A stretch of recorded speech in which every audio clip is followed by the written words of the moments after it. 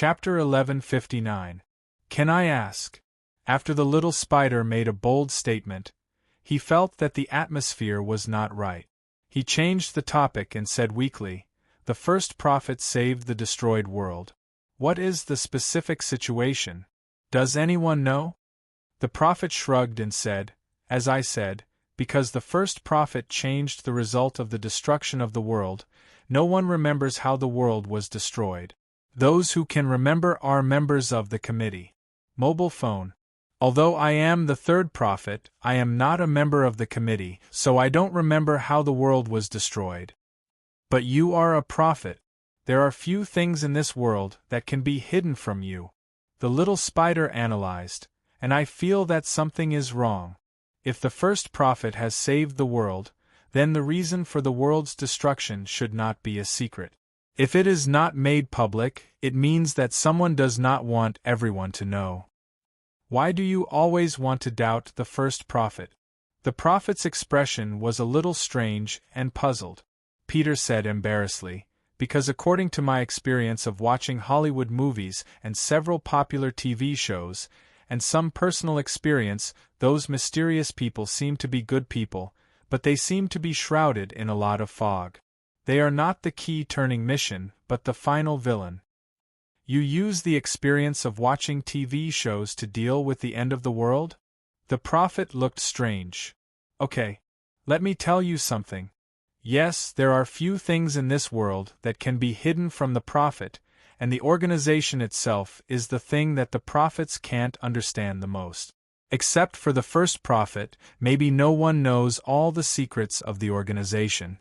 And the biggest weakness of a prophet is good. I don't think the other two prophets have this weakness. The little spider complained. Yes, there must be. Prophets can know everything. All the secrets of this world can't be hidden from them. And there is the biggest mystery around me. Because the three prophets are in the same organization, I can't see the most things here. No prophet will not want to find out the secrets inside. We are afraid of being hidden. I think good is the biggest weakness of women and cats. The little spider continued to complain. Shut up. The prophet pointed at Peter and said sternly. The little spider obediently closed his mouth and made a zipping action. The prophet took a deep breath and continued. The committee members are afraid of the past of the destruction of the world and rarely mention it, but I still know some news. That destruction was extremely terrifying. In this world, in this universe, the most noble, the greatest existence in our words is called Emperor. The Emperor is dead. Puff. The little spider, who was drinking water, spat the water in the air beside him. The prophet was immensely proud of himself. He raised his head and said, "How is it? Are you shocked? Are you subverted?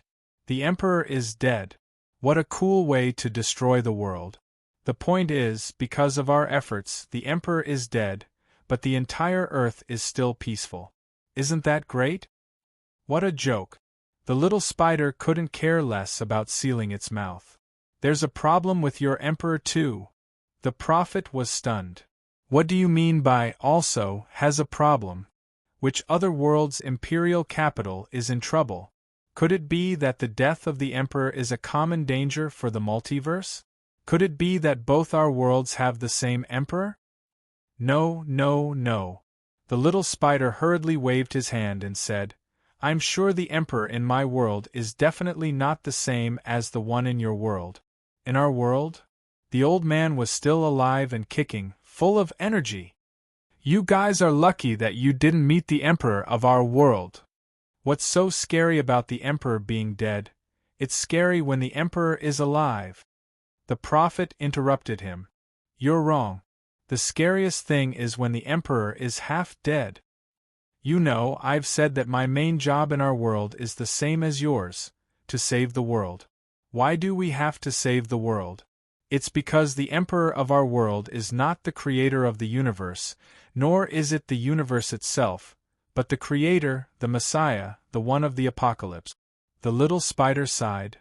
"To destroy the world and judge all creations. To destroy the multiverse and conduct an experiment. That is, whether life has infinite possibilities. So you're fighting against it? The prophet's eyes were twinkling like stars. You're overestimating us. In fact, the Emperor hasn't woken up yet, but everyone thinks it's going to wake up soon. Humanity has almost been destroyed 4 to 5 times. I haven't seen it yet? Where's its shadow? Just hearing it? How terrifying it is. The fallen Emperor. The prophet inhaled sharply. Speaking of the one recorded in the Bible, it should be considered a fallen, right? The little spider hesitated. He didn't know how to describe the insane apocalypse. Generally speaking, the fallen was the fall of holy things into darkness. If it was the Emperor imagined by humans, then it should be the fallen. Many believers who knew about it had their worldview crumbled. But looking at it from the reality, the Emperor had never been holy. The apocalypse was so insane at the beginning. It did everything it could to destroy its own creations, creating many imaginative and creative ways of destruction. The apocalypse could be said to have 1,000,000 possibilities of destruction in the multiverse. This truth is shocking. The prophet knew. Speaking of the fallen emperor, I can't even see the future we're talking about. You're something from the original universe, and I can't see it through foresight. This is very similar to the truth of our world's destruction. I can't touch the truth of our world's destruction either, because the first prophet has protected its secrets. Maybe your conspiracy theory isn't a joke, and the first prophet really is something. Maybe the similarities between our two worlds and our emperor is the possible cause of the world's destruction. The little spider said without hesitation. You think too much. The emperor we're thinking of is definitely not just one. Do you have a way to destroy your world? Traces of attack, in other words? Did they arrange opponents for you? Did they create a very powerful and evil existence to be your fated enemy? Did they give you tests again and then destroy you because you failed once? Your world doesn't have the apocalypse. The little spider thought about it and suddenly said in fear. Maybe the emperor's death is your apocalypse. The prophet didn't believe what the little spider said. From her point of view, these things had nothing to do with the nature of the emperor. If the superheroes of the little spider world knew what she was thinking, they would warn her solemnly. The nature of the emperor is a test. The emperor's death is actually just a way of saying it. You can also say that the emperor has fallen. The prophet said solemnly. The supreme emperor has fallen. So the world is destroyed. The little spider still insisted on his judgment. You don't know what an emperor is. An emperor is just a figment of your imagination. It might not be called an emperor, but an archangel or something. You just think? It's a supreme existence, but it might still exist. So, the emperor's death might just be a test. Heavens! I broke into your examination room. And you didn't change or sublimate. You didn't develop an unprecedented understanding, nor did you improve or transform. So your test is not over. You are still in the apocalypse. The little spider was shocked by his own imagination. I think your world is probably finished. The little spider couldn't extricate himself from the apocalypse conspiracy theory. He speculated. Our world has the apocalypse, and the multiverse is shrouded in the shadow of the apocalypse. So, there is no world without the apocalypse. Similarly, this world also has a heaven awakening disaster, so if the Dharch dies, it might be a heaven awakening disaster. I didn't come here without reason. That must be the apocalypse's plot. To prevent the world from being destroyed, should I kill myself? The little spider seriously considered the feasibility of this idea. The prophet suddenly shut his mouth and turned to stare at him. The prophet said, "Why do I see so many of you suddenly turning into ashes? Are you planning to kill yourself?" The little spider had thought it through. My arrival might be the opportunity for destruction, but also an opportunity given by the apocalypse. Although the apocalypse always brings about bad results, its original intention is not to destroy. On the contrary, it always creates a chance of survival. My arrival is destruction, but also an opportunity. Choosing death might not be a good thing. If this is the apocalypse, then the peace of this world is only an illusion. The truth is the shadow that is devouring. My choice of death can't really solve the problem. Although this world has survived a crisis, the next crisis will come sooner or later. The little spider heaved a long sigh of relief. Not now. We must investigate clearly and find the secret of the world's destruction. Only then can we find out more about the crisis. I hope the crisis of this world isn't what I imagined. Otherwise. Chapter 1160. Coming out from Batman's safe house, Peter followed the prophet through the streets and alleys of Gotham. He asked curiously, "Are we going to the headquarters of the World Security Council? Is there an airport in Gotham? I feel like there will be a hijacking." The prophet turned around and asked with surprise, "Do you want to be beaten half to death? It's not impossible for the two of us to go to the World Security Council, but I can see that you will be beaten up badly there. You will be beaten half to death. Do you think the World Security Council's true power is in Gotham? If I did not ask for so many people, using the excuse that too many people will cause a war with Gotham, do you think you can take me away so easily? The headquarters of the World Security Council is not only in a very special place, but the hidden power of the headquarters is also very terrifying. There are also two prophets who are stronger than me.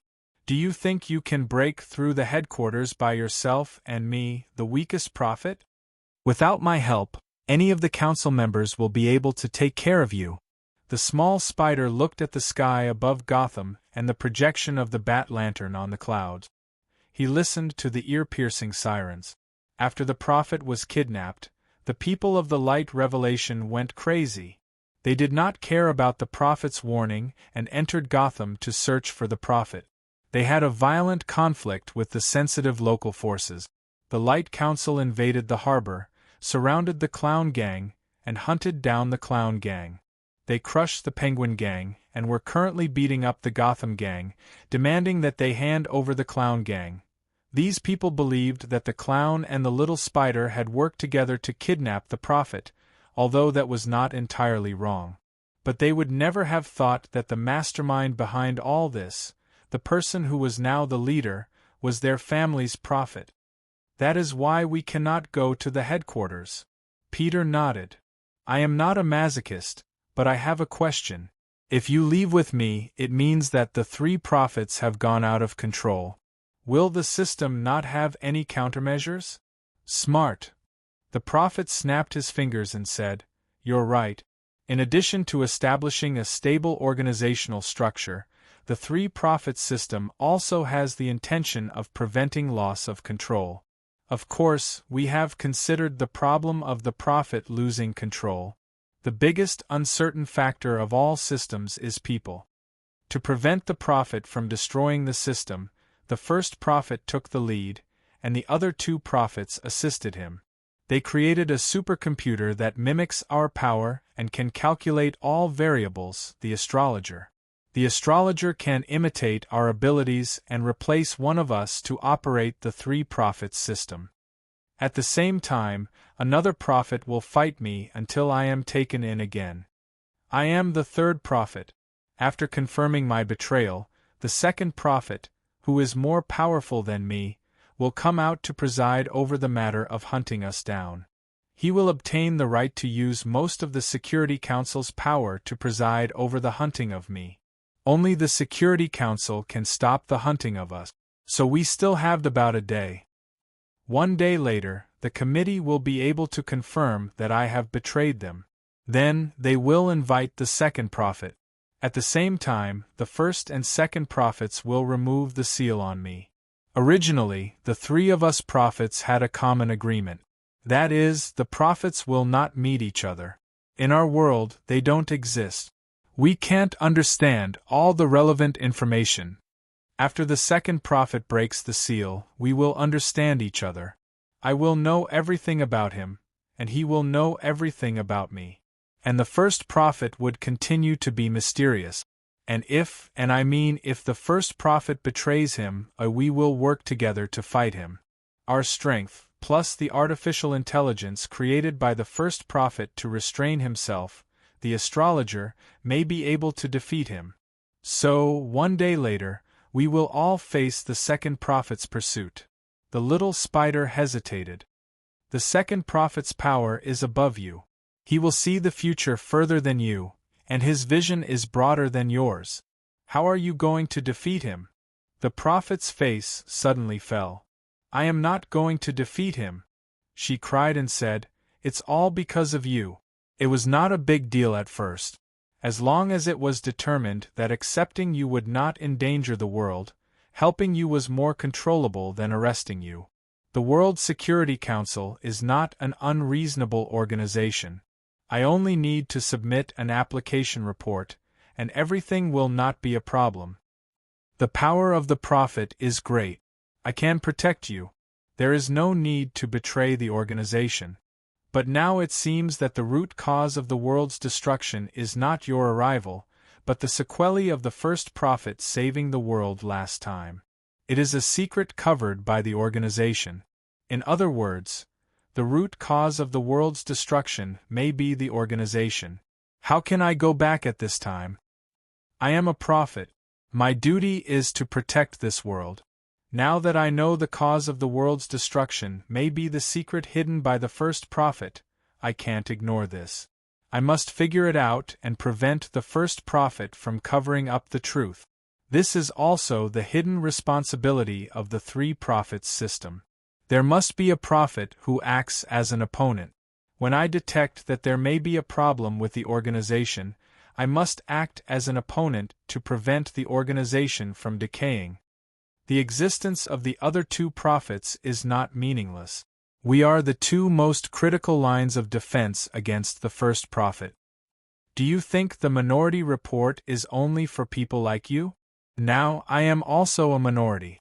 I also need to investigate and produce a minority report about the truth of the world's destruction and the death of God. So I must be a traitor until everything is investigated clearly, the minority report submitted to the committee for review, and regain the position of the third prophet.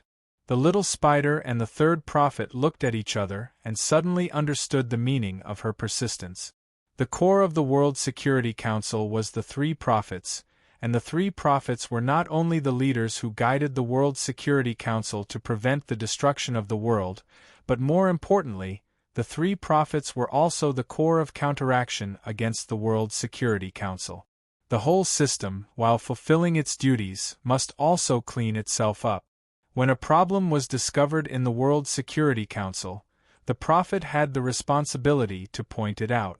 When the World Security Council deteriorated, the prophet also had the responsibility to destroy it.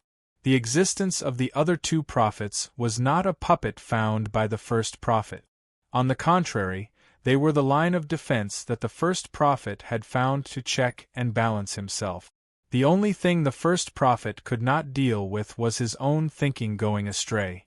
He needed a mirror, an opponent, someone who could stand up to stop him at the critical moment. This was the meaning of the third prophet's existence. It was not that the third prophet did not have loyalty to the organization. On the contrary, she was loyal to her duty and put it above everything else. Her mission was the responsibility of being loyal to the prophet, and betraying the organization was also the responsibility of being loyal to the prophet.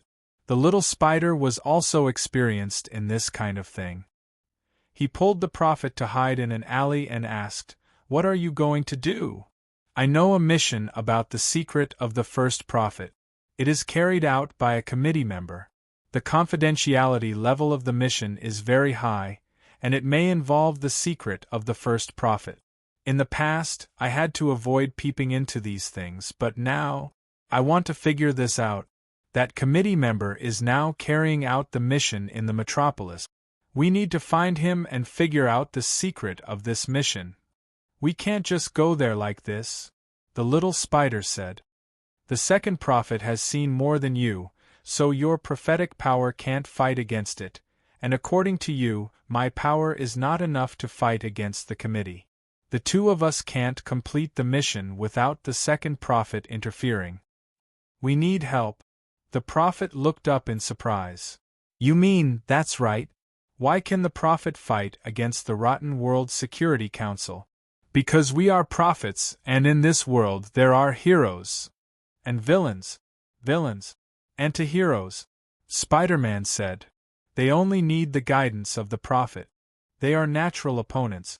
When a prophet discovers that the first prophet is wrong and becomes an opponent, she can naturally unite all the heroes and villains. We need to convince the hero of Gotham and borrow his power. Batman is a very stubborn person." The prophet hesitated. This kind of action of uniting outsiders to fight against one's own organization looked like a traitor. As an opponent, the prophet did not feel any pressure. After all, the prophet had to have an opponent. But helping outsiders harm one's own people was a bit too much, the prophet thought. Could it be that the first prophet found two people who have nothing to do with the organization to ask us to be traitors when necessary? The little spider did not think there was anything wrong with this. When Widow was in SHIELD, didn't she help Captain destroy SHIELD? Huh? This memory doesn't seem to be from our world. When did this happen? The little spider noticed that something was wrong with his memory. He put this matter at the back of his mind and persuaded no first. Batman is very stubborn and doesn't trust anyone, including those closest to him. Not to mention a very mysterious organization. Even if you don't tell him, he will investigate, and if you invite him to investigate and deal with the organization, he will definitely not refuse. The first prophet found two prophets because he was worried that the organization was too mysterious. No first. I want to get rid of Batman's thoughts. I'm a member of the organization, and even I fear the organization's mysteries. What Batman fears the most is the darkness and the unknown. If he doesn't figure out the organization's secrets, he probably won't be able to sleep. Batman is friends with many heroes. If he goes to find someone, there will definitely be a core force to deal with the organization. Thinking of this, the prophet's heart trembled, but he still made up his mind. She touched the back of her head, her emotions unusually complicated. The little spider noticed that something was wrong with her and asked, "What are you doing?" "Touching the back of your head to see if you have any rebellious bones," the prophet said lightly. The little spider felt guilty and asked weakly, "Do I?" The prophet sighed. More than 6 inches tall, the prophet thought for a moment and felt that she was going to be a traitor. She called the little spider and said, "Follow me, I know where he is." Chapter 1161. Batman was now treating his wounds. He loosened his clenched fists and soaked his scarred fists in ice iodophor at 25% concentration. The wounds on his hands itched in the cold iodophor. Many of the scars were old. Who knew how many times his phalanges and palms had been broken? When it came to Batman, everyone would say that he was an ordinary person with a body of steel that could fight against superhumans. However, how many people knew how much Batman had sacrificed as an ordinary person to fight against supervillains, heroes, and comrades? The numerous wounds on his body were only a small part of the price he had to pay. Now there were some defensive wounds on Batman's hands. According to the judgment of the forensic doctor, these were offensive wounds. When he punched someone's bones, the skin would be torn open. But when Batman felt the pain of his wound, he actually felt a trace of pleasure, as if he was torturing himself. The Joker's bones are really hard. But breaking his bones, breaking his ribs, breaking his spine, breaking his lower jaw under my fist, and his whole lower jaw on top of his upper jaw, this feeling is really great. But after the Joker was beaten into a pulp, he could not laugh anymore. But Batman saw that there was no fear or anger in his eyes. He was still laughing. He said to Batman in a vague voice, "I believe those things that can't kill you will only make you more weird." The pain of Barbara's paralysis. Batman buried his head in the ice water. The wounds on his body needed ice. The gloomy look on Robin's face before he died. Batman grabbed the edge of the bathtub and looked at his reflection in the water. "It seems that you really taught him a good lesson." A voice suddenly came from behind him. Batman, who was relaxed in his own narrow world, immediately got into it. He turned back and said, "Prophet? Otherwise, who else could find your bat cave?" Prophet smiled. "I have to say, well done. I guided you to avoid all the possibilities of the police. Once you met the police, you would stick to your ridiculous principles. As long as the Joker obediently put on the handcuffs, you would not move forward. Even if you know he'll end up back at Arkham Asylum, and to him, that's like going home. This shouldn't be the ending of a lunatic, a heinous person." Batman took a deep look at the Prophet, then turned to look at Little Spider, who was squatting on the top of the Batcave, admiring the Batsuit. Little Spider also noticed that Batman was looking at him, so he apologized. I just want to admire it, nothing else." "Why are you looking for me? You don't belong here. You don't belong to Gotham. There is no need for us to meet." "We do not belong to Gotham, but you belong to this world. First to know, sometimes I'm confused. I know that your motto should be, nip in the bud. You made a plan for everyone you thought could cause harm to the world. Even a hopelessly righteous person like Superman, you almost killed him. But to the Joker, who kept causing harm, you were like a saint, sticking to your so-called principles. You could imprison Superman, but you let the Joker roam freely in Arkham. You never seemed to have the guts to deal with the clown, but you were able to deal with your comrade in arms ruthlessly. Sometimes I really think you're a contradictory person. I'm talking about you.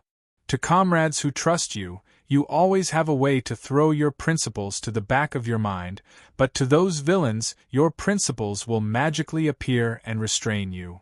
That's why I'm worried. I think you might be able to help us. After all, your tactical ability is obvious, and you have the right to help us. But I'm also worried that, at the critical moment, your principle called law will come into play again. After all, the person we're dealing with is the law itself. If you have doubts, you shouldn't have come to me." Batman said coldly, unmoved. The Prophet said helplessly, "Fine. I give up. After all, you've always been good at dealing with the forces of justice. You know that I'm a prophet, and you know something about the organization behind me, but in fact, you still know too little. The Light Revelation Order is just an insignificant part of the power behind me. Their power is far beyond your imagination. I can tell you a few names you're familiar with. The League of Assassins." The Prophet told Batman part of the truth about the World Security Committee. At the same time, he told him about the Prophet's mission, as well as the three-prophet system and his discovery that the first prophet saving the world might hide a secret that would destroy the world again. "I believe that you'll explore the secret behind it with us. I did it because of my responsibility, and he did it because he had no choice." The Prophet smiled at the Spider, then turned to Batman. "And you, because you lack trust, you don't trust anyone, including the great first prophet. When you knew that the first prophet was protecting the world, you doubted whether he had a conspiracy, whether he would be corrupted and betrayed. You didn't trust a person shrouded in fog, and secrets would make you feel insecure. You firmly believe that, the greater the ability, the more dangerous it is. And the ability of the first prophet surpasses that of Superman." Batman sat in the darkness. He nodded and admitted, "That's true. I'll investigate this matter, but not with us."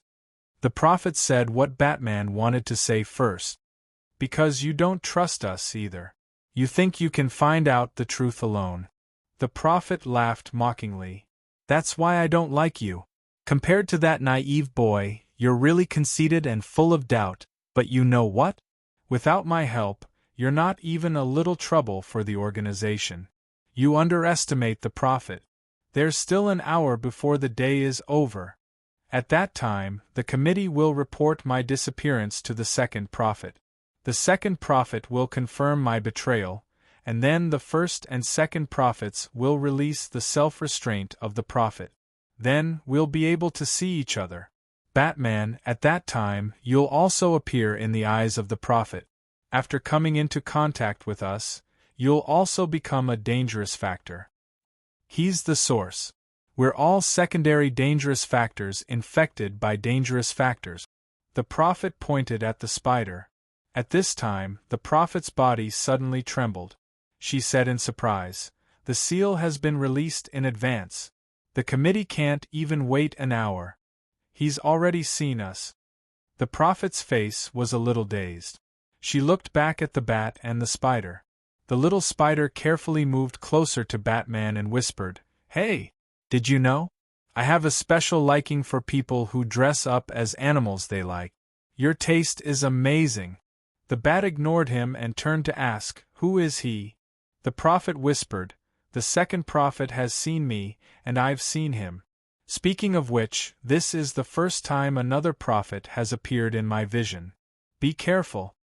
He's very powerful, and his ability is far beyond mine. He can see the future that I've changed.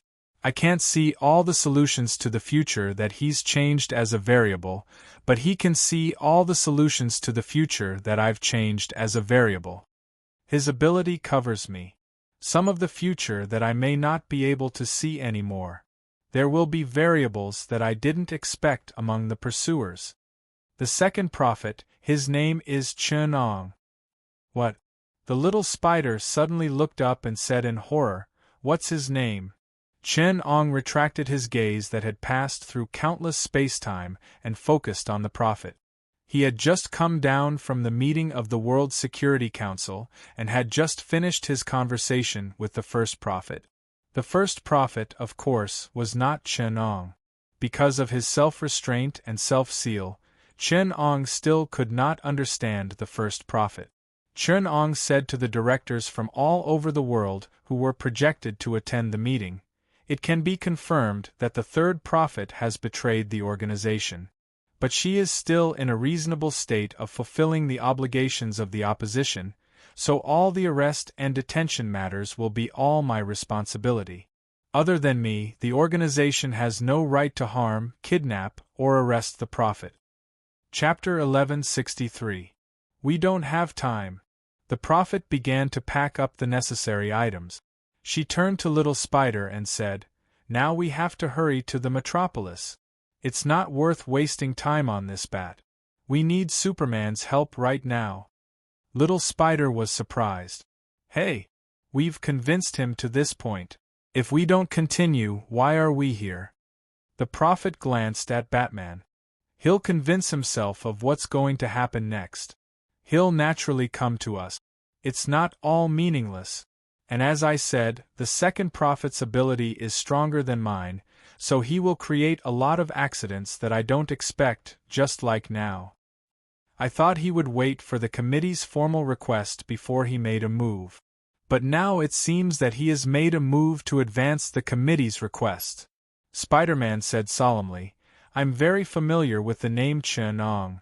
The prophet seemed to have expected this. She turned back and said, "And then? He is the leader of the Holy Shield. The Holy Shield is a superhero organization in our world, just like the Justice League of your world, but more official. The Holy Shield is divided into the East and the West. It was originally an organization with a long history in the East and the West. The Holy Spear and the Holy Shield merged to deal with the New World crisis. Chen-Ong is the leader of the Eastern Holy Spear Bureau. But this is my previous memory.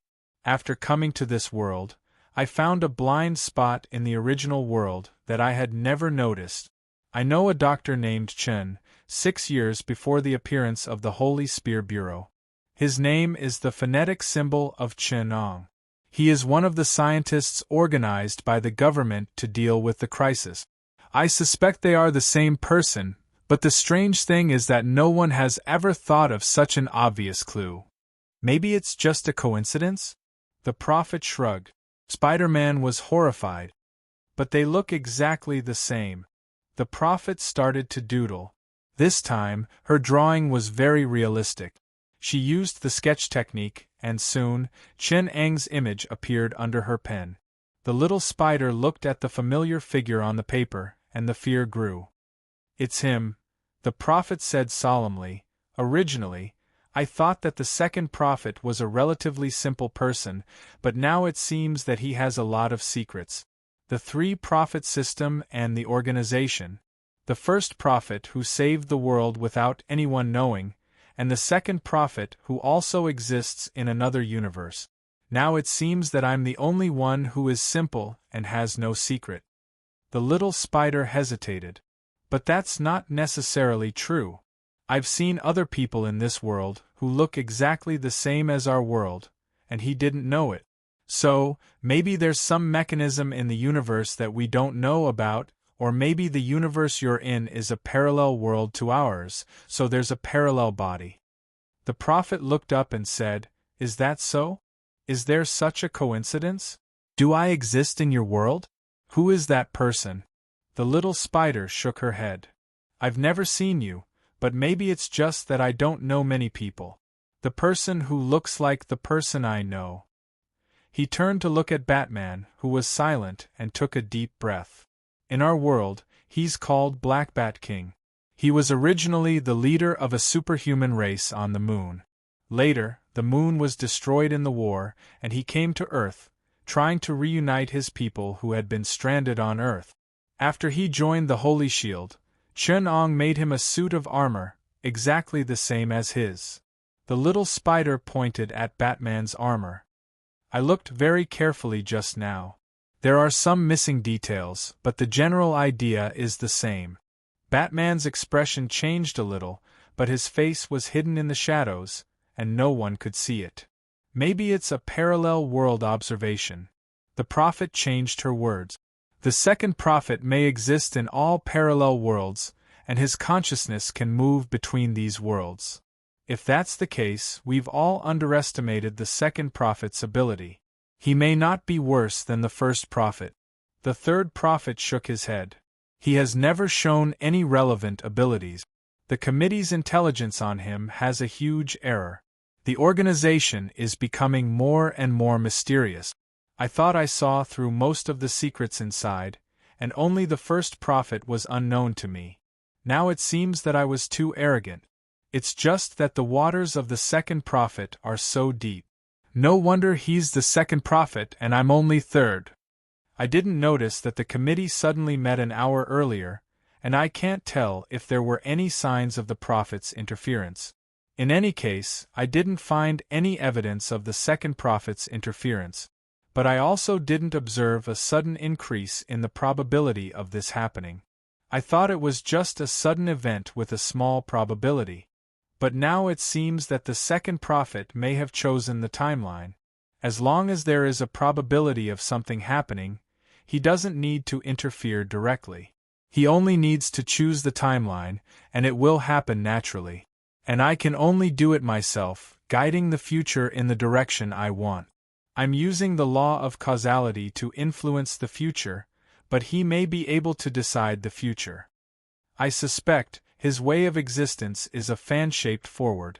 At our current point in time, there is an origin of his existence, and the origin radiates countless uncertain dotted lines into the future. That is the world line of his existence. That world is uncertain, and the world exists in the form of a wave function. Just like the fan shape radiating from our world, it represents the countless possibilities of the future. Wait a minute. You're making me dizzy. The little spider hugged his head and said, "Can you explain it more simply?" Countless time travelers existing at the same time. You can imagine that he is the combination of countless time travelers. He can go back to the past at will to change the world, because his past is our present. You can imagine that I am the combination of a limited number of time travelers.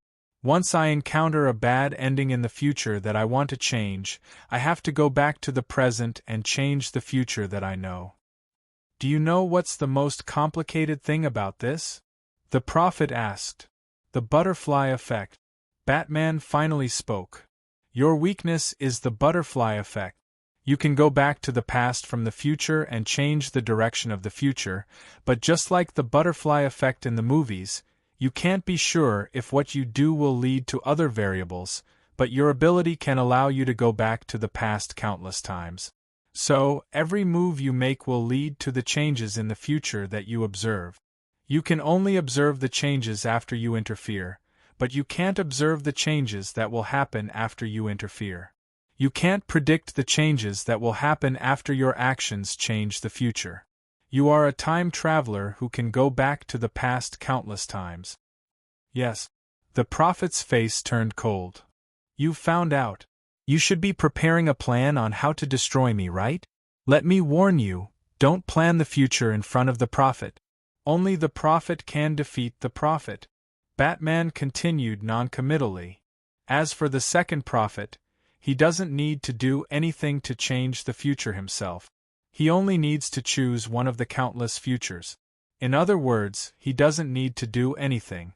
If he doesn't do anything, he won't become a variable. The future will only develop in the direction that he has set, and there will be no accidents or butterfly effects. So, if the third prophet wants to change the future, he needs to keep making changes himself. And the second prophet only needs to wait. If the third prophet still has the possibility of being defeated, such as using her weakness of not being able to see through the butterfly effect to set up a trap in advance, then the second prophet is almost impossible to defeat, unless there is another prophet. Bat glanced at the third prophet and said, "So, I won't plan to destroy you, because the only weakness of the other two prophets is you. You have a weakness. They don't. So, your existence is the only key to control them. If you die, then their only weakness is each other." The prophet pursed his lips with a dark expression. "You don't need to emphasize it. I also know that I'm the most useless of the three prophets. Your existence is the biggest variable that the second prophet has determined will not happen in the future. You being a variable in the future he observes is like suddenly having an unknown to the solution he wants. It's very uncomfortable." The little spider suddenly understood. No wonder there is a need to establish a three-prophet system. If you don't balance each other, anyone has the ability to control the entire world. So, if I can kill you, the second prophet has lost one of his only two weaknesses. The third prophet's face suddenly turned dark. No, it's possible that all of them will disappear. The first prophet may die. The mission that the member of the metropolis is carrying out is related to the life of the first prophet. They think I don't know, but in fact I know. I just pretend that I don't know. If the mission of the metropolis fails, the first prophet may never wake up. Chapter 1164. After getting off the private plane arranged by the Wayne family and walking out of the airport, Peter suddenly felt that the whole of New York had come back to life in front of his eyes. There were no ruins of Manhattan after the destruction of Skynet, and there were no military-restricted areas that isolated Skynet from occupying bases. It was just like New York 6 years ago, suddenly reappearing from the river of time. "Is this Metropolis?" Peter muttered to himself. "There is no Metropolis in your world?" The prophet was surprised. "I thought our world was very similar. There is no Metropolis and there is no Gotham City. Our super-organization is called the Avengers, not the Justice League. There is no Wonder Woman, no Flash, no. There was Superman. We have King Blackbat, not Batman. Our enemies are Loki and Thanos, and there is also Apocalypse. There is also no Joker. It sounds like everyone is in trouble." The prophet sighed. "Our God is dead, and the God on your side is going to destroy the world. Can't they be a little more obedient?" The secrets that the prophet had spied showed that the top-secret research on the first prophet was originally handled by Dr. Harrison Wells of the STAR laboratory in Central City. Later, because of a major accident in the cutting-edge laboratory, the project was transferred to Metropolis. Interestingly, this accident resulted in the birth of another hero. The accident in the STAR laboratory in Central City was explained as a particle accelerator explosion. But in fact, it was the committee trying to find something very important to the first prophet from another time and space, codenamed Origin. Based on the information I have observed, Origin may have caused the disappearance of the first prophet's ability, or even made him non-existent. Origin can cause a space-time paradox and erase the existence of the first prophet from the present world. The third prophet sighed. When I discovered this secret, I was very afraid and did not dare to delve deeper. But the second prophet must have seen more than me, so he must know more. I only know that Origin is protected in Metropolis, and the committee is trying to use Origin to continue the existence of the first prophet. Now I can tell you a top-secret information in the organization. The prophet was probably used to being a snitch. She no longer treated the top secret of the organization as information that must not be leaked. Her eyes flickered as if she was inexplicably guilty, but she still forcefully said, "The first prophet rarely interferes with the development of the organization because ever since he saved the world, he has been in a bad state. I'm guessing that he may have paid a huge price to save the world, which may also be the reason for the second prophet's ambition." The little spider thought for a bit, then said, "The first prophet changed the timeline and saved the world, which means that he actually belonged to the destroyed timeline. Although this peaceful world was created by him, he doesn't actually belong here. Is this the cause of his current state?" The prophet snapped his fingers. "Smart, that's a possibility. But there were too many secrets about time. We are not sure if this is the reason. Although the particle accelerator in Central City exploded, it's still not enough. However, the experiment did not fail.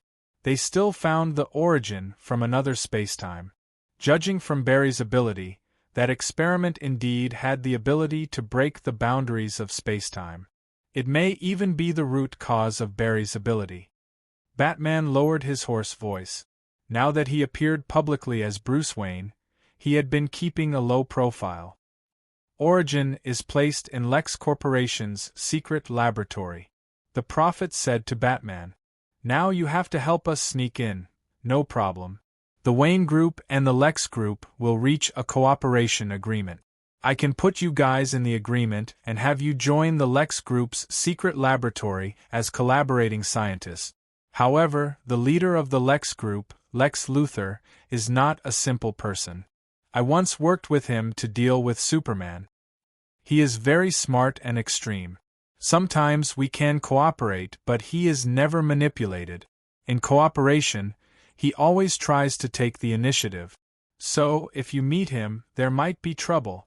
The prophet smiled bitterly. "Not might, there will definitely be trouble." Bruce's expression changed.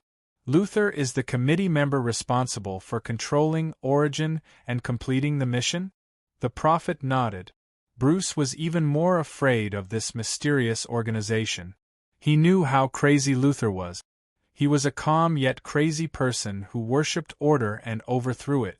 He was hostile to Superman but agreed with Nietzsche's philosophy of Superman. Rather than saying that he was hostile to Superman, it was more accurate to say that he believed that he should surpass Superman and become Superman. He saw Superman as his future shadow, so he was also hostile to him and wanted to surpass him. It was not normal for such a person to belong to an organization. If he was still loyal to this organization, it would be impossible. Bruce had originally thought that with the third prophet's ability, it would be normal for him to get the secrets of the committee members, but now that he knew that there was someone like Luthor, he did not dare to underestimate these committee members who seemed to only exist in the background. Was it really normal for the third prophet to pry into the secrets of the first prophet from these people? Bruce felt that the ambitious person he had to deal with, from the second prophet and the possible first prophet, instantly spread to the entire committee. "If Luthor knows you, how are you going to sneak in?" The little spider interrupted. The prophet shook his head. "I can't contact Luthor, so only you can sneak into Lex Corporation and find Origin. The problem is that you have to enter the secret laboratory as an expert of the Wayne Corporation in order to have greater authority to investigate and search. This determines that you must have extremely strong scientific research ability to conquer the crazy scientists of the Lex Corporation. Bat said, I will arrange for the best researcher in the group to be his assistant to help him hide his identity. A strange expression appeared on the little spider's face. He said in a low voice, You need me to pretend to be a scientist? But I am a scientist. You can't be called a scientist just because you have a bit of scientific knowledge. Lex Corporation is the new Cold Spring Harbor of academia. They have more than 20 Nobel Prize winners and a steady stream of new drug patents every year, accounting for 70% of the new drugs approved every year. They have very high requirements for researchers. Without real ability, it's easy to be exposed. Bruce was not optimistic about Peter's chances either. Wayne Corporation was able to cooperate with Lex Corporation because we have special expertise in the field of precision machinery. Joining Lex Laboratory as a collaborating scholar will be very challenging. Only a truly world-class or even top-notch researcher will be able to keep the situation under control. Otherwise, it will be very ugly. Researchers in the cutting-edge field? Peter hesitated. I should be considered one. Thinking of Professor Chen, who had worked with him before, and the huge research team of the Holy Shield Central Plains that belonged to the Divine Spear Bureau, he felt inexplicably guilty and suddenly felt a little less confident. Of course, this was seen by the Prophet and Bruce. Both of them labeled Peter as an ordinary researcher in their hearts, Peter with ordinary research ability. The main reason was that Peter was too young. Maybe he just graduated with a PhD. Compared to ordinary people, he's a genius, but he hasn't experienced the level of a true genius in the field of research, the Prophet thought quietly. Bruce had already begun to contact the scientific genius in the group, Lucius Fox, to help Peter disguise his identity and enter the Lex Corporation's secret laboratory.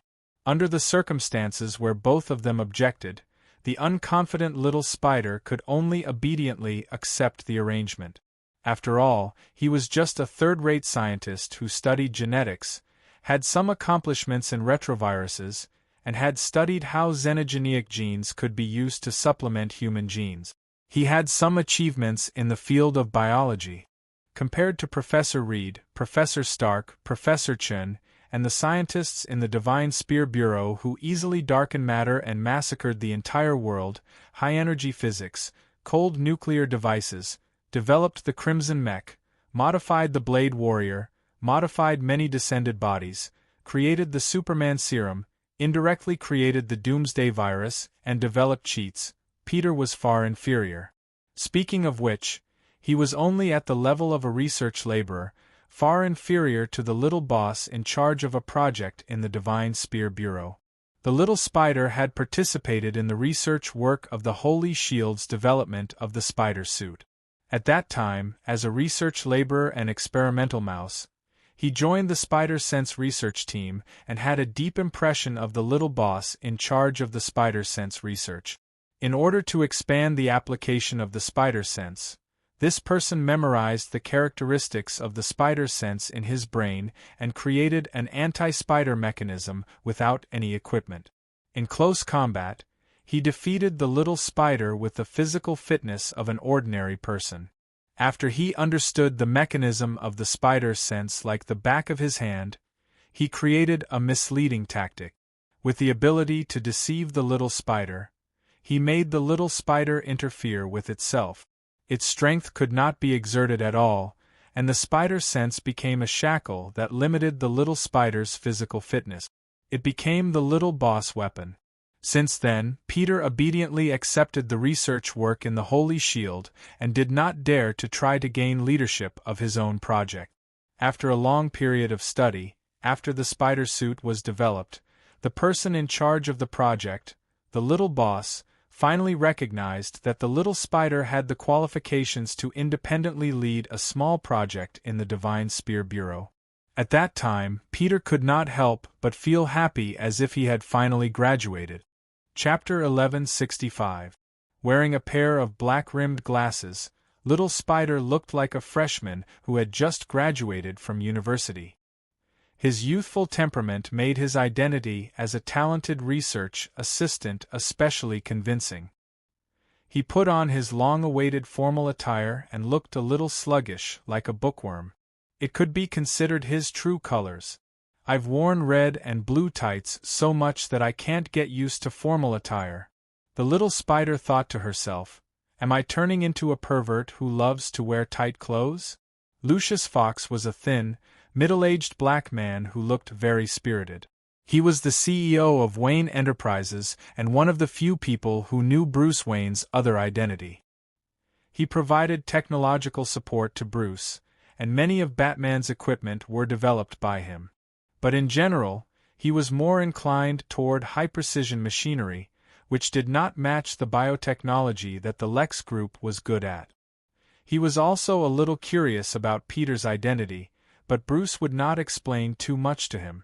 Although he and Alfred were the two people that Bruce trusted the most, Bruce was a skeptic. He believed that there were no eternal secrets and no one who could keep secrets forever. Everyone had a weakness, including himself. The best way to protect them was not to let them know too much. Therefore, Lucius only knew that Bat needed Little Spider to infiltrate the Lex Group's secret laboratory, but he did not know much about Little Spider's mission and identity.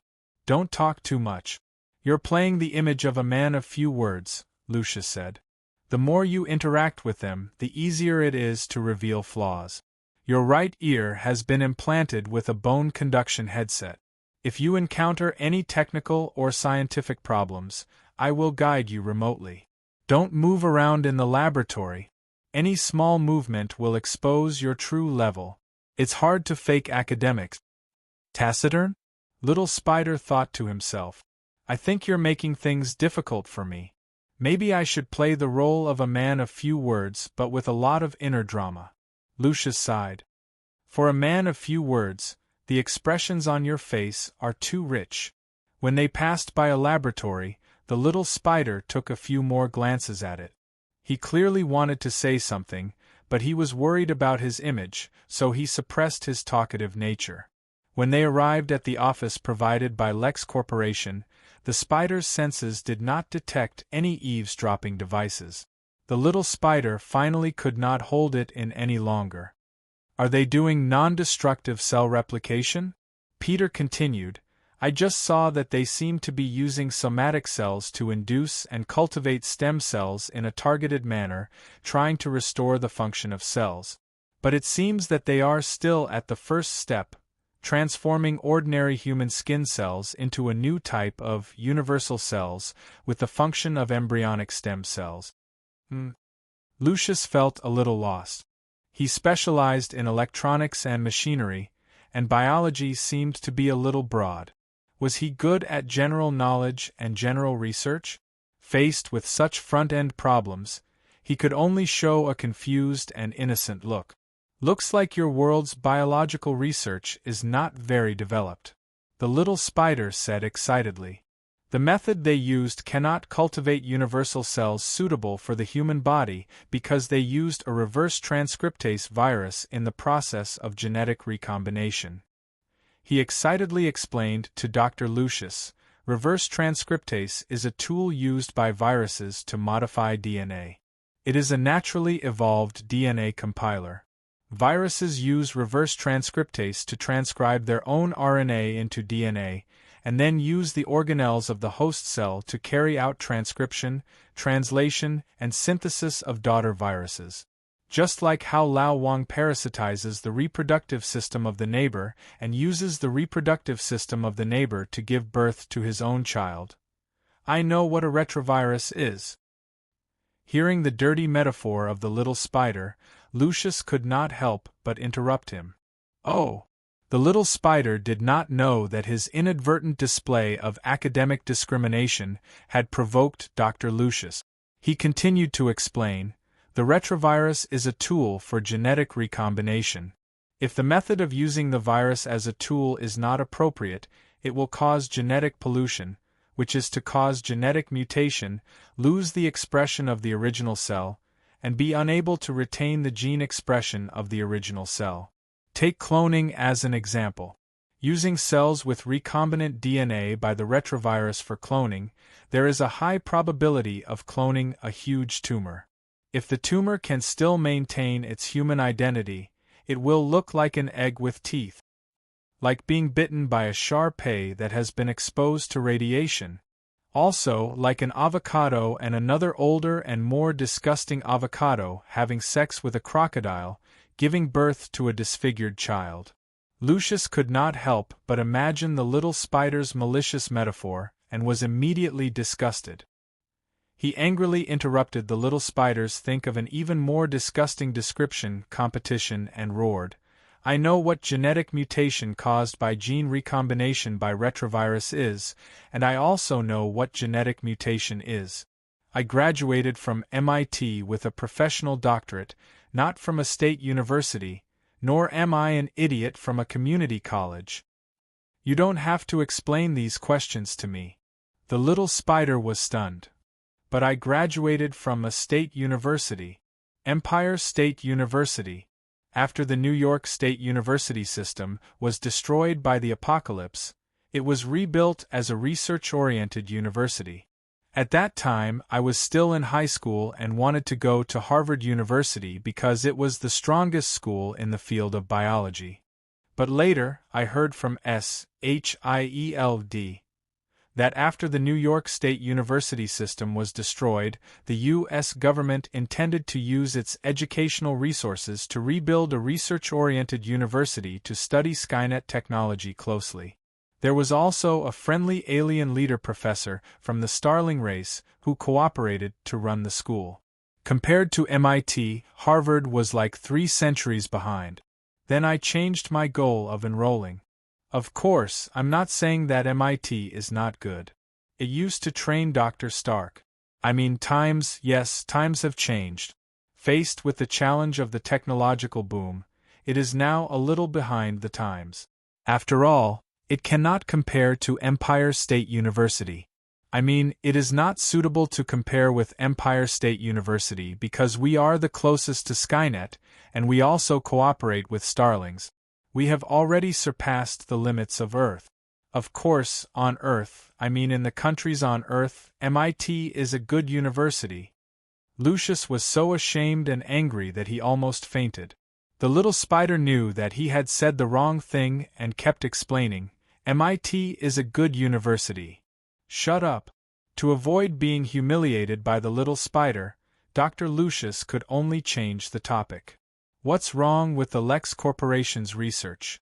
The little spider returned to his familiar field, and he vaguely sensed that the level of research in this world was a little behind.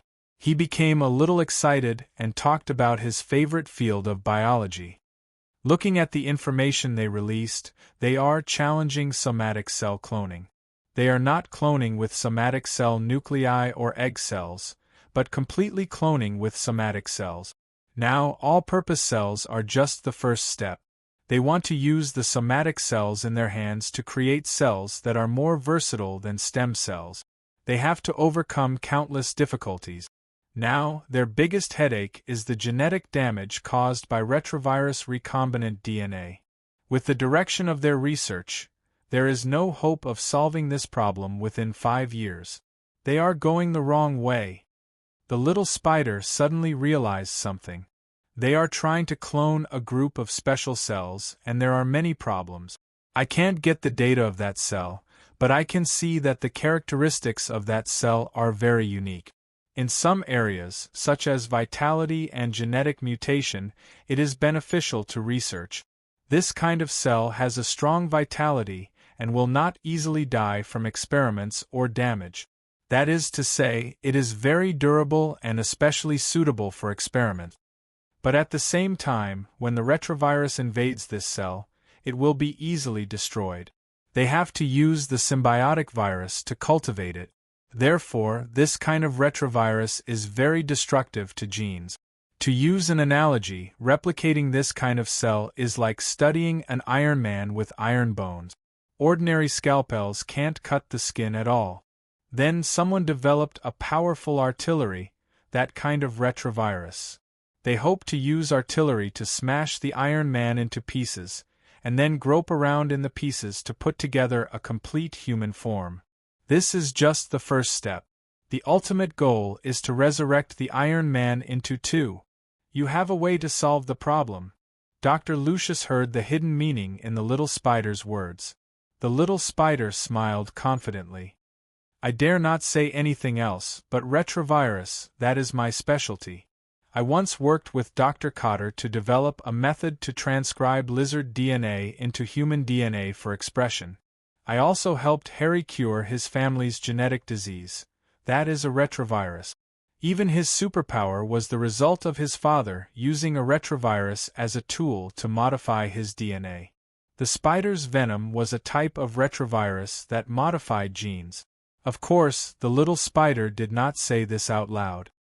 Transcribing animal DNA for positive expression in the human body, if I use the analogy just now, it is like cutting a person into 8 pieces and putting them together with the animal's body parts. In the end, not only is the person still alive, but he also has the ability of an animal. The difficulty is definitely not low. So, the problem that they have a headache is a piece of cake for me. The little spider said confidently, they just haven't found the scalpel to dissect the Iron Man, and they haven't found the enzyme to manipulate the cell DNA. I can even predict that the tool is in the retrovirus they are cultivating. They just need to transform the artillery into a laser cutting knife. In the office, Luther was having a headache. The progress of the cloning of Superman in the laboratory was extremely slow. If not for the strong vitality of Superman's cells, they would have used up the blood and epidermal cells that Luther had painstakingly collected, and the laboratory would have been closed. There were many problems in cloning Superman. The simplest one required at least enough experimental materials, and that was to replicate Superman's somatic cells without damage. Only with enough Superman cells could they talk about the next step. Cultivating non-destructive cells was not as simple as dividing the cells. Even if Superman's cells were resistant to genetic mutation, in the absence of a human body, the repeated division of somatic cells would cause fatal genetic damage. Luther wanted to clone Superman, not the descendants of Superman's genetic mutation. To obtain Superman's non-destructive cells, the first thing to do was to restore the function of Superman's cells. That is, totipotent cells, and then to induce stem cells. The method of obtaining differentiated cells through stem cells would cause minimal genetic damage. But now, to obtain Superman's stem cells, the first thing to do was to use the retrovirus to restructure the genes.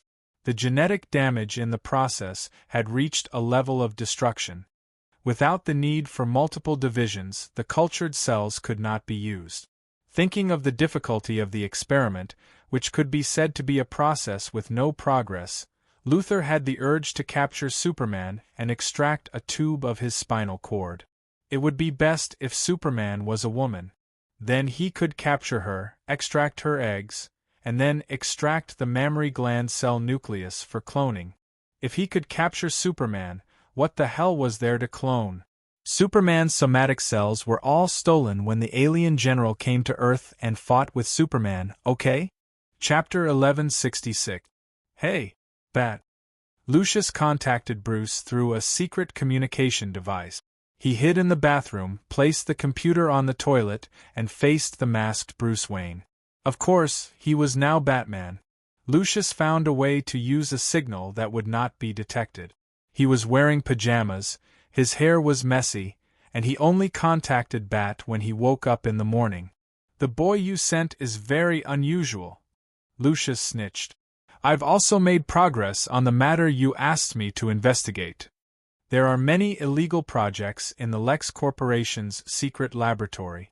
Although they hide some documents and avoid some research from us, the scientific research is consistent, so I can still see something. Although Luther is carrying out many projects at the same time, there is only one core project in the entire secret laboratory: complete somatic cell cloning. And it's specific cloning. They're replicating a special existence. Of course, their progress is very slow. From what I can see, they're still stuck at the all-purpose cell step. For complete somatic cell cloning, they must first restore the cell's totipotency and return ordinary cells to the state of undifferentiated stem cells. This is also related to the technology of non-destructive replication of specific somatic cells. This is also the reason why I found out that their cloning targets are very specific. Generally speaking, when researching somatic cell cloning, they would choose a universal sample. However, I noticed that their samples are very scarce, and this has greatly delayed their research progress. Lucius. Batman on the other side of the screen spoke. Are you sure this is the biggest secret of the Lex Corporation's laboratory? My judgment is not reliable. Batman. You and Luther are both people with more thoughts than me. It's too easy for you to hide from me. If Luther has a secret, I can't guarantee that I'll find it. I can only say that in my professional judgment, this is the biggest project of the Lex Corporation's laboratory. Lucius replied. Batman on the other side was silent. He thought about countless things in an instant. Is Origins real or fake? Is the Prophet and Spider lying to me? Is this project related to Origins? What is Origins? How is it related to the mysterious first prophet? Is it the first prophet's weakness? In an instant, Bat reconsidered these questions from countless angles. He said in a hoarse voice, Lucius, I need you to have a deeper understanding of this project.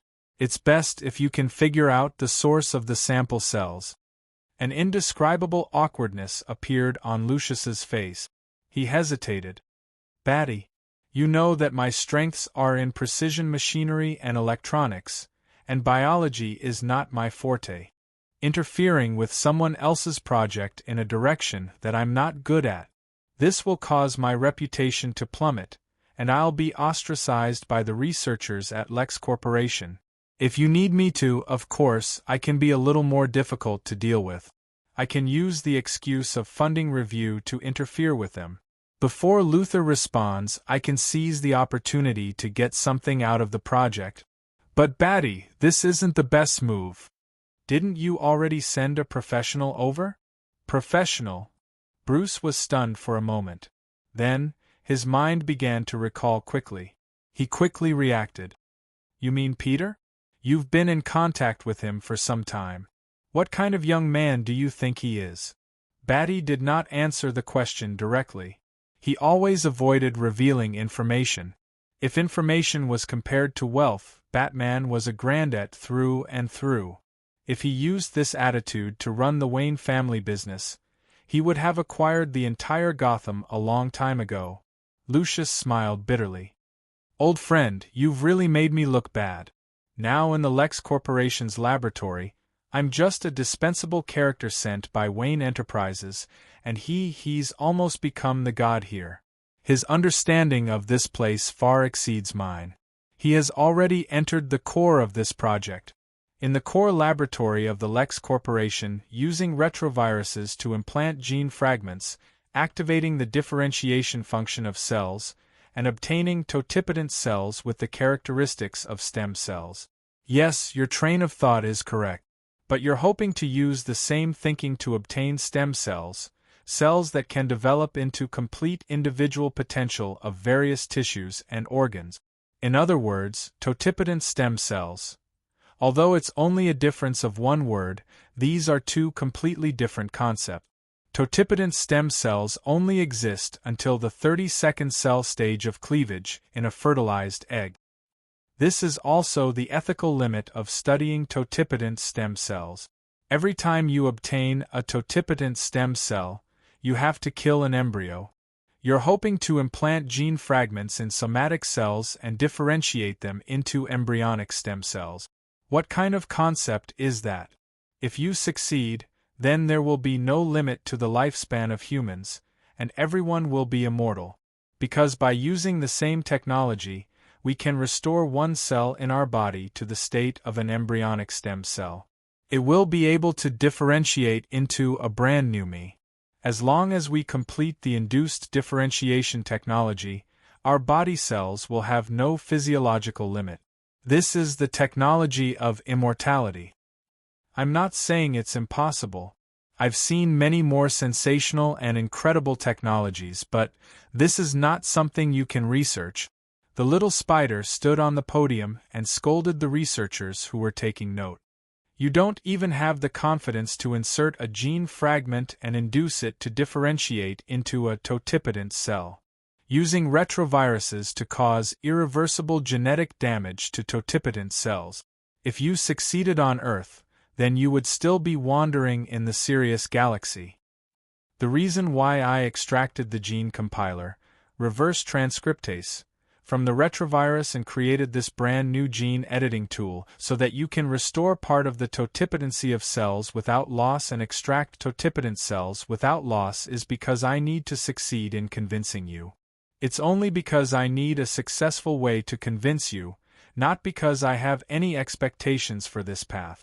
If I had, I would send this paper to Science and boast about the potential of this technology, including the potential of cultivating step by step from single stem cells to pluripotent stem cells, to totipotent stem cells, that is, embryonic stem cells, and the possibility of human immortality.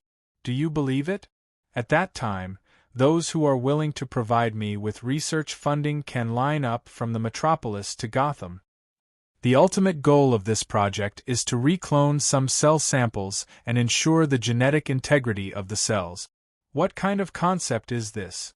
Even if it's like in science fiction movies, where we want to clone dinosaurs, it's more realistic than this. Because we can reconstruct the genes of dinosaurs and by inserting gene fragments, we can induce the evolution of dinosaurs step by step. I personally prefer large birds, such as ostriches, to induce them to revert to their ancestors. Because no one asked us to replicate a specific dinosaur with the same genes as countless years ago. But the owner of this laboratory doesn't even allow us to use orangutans. Whisper, or some large upright apes, whisper, you know what I mean, to use their fertilized eggs to reconstruct the genes of the sample step by step. We all know that although the genes of the sample look quite human, it is so different that it even makes people wonder if it is a creature from Earth. The scientists below whispered to each other, and nodded frequently. Everyone, we are like lame dancers in shackles challenging the world's dance king. It's impossible to begin with, and they actually don't allow us to try. The little spider spread his hands and sighed. Suddenly, he calmly raised a finger. So now I have some crazy ideas, and I need your support. What are you doing? What are you doing? Peter.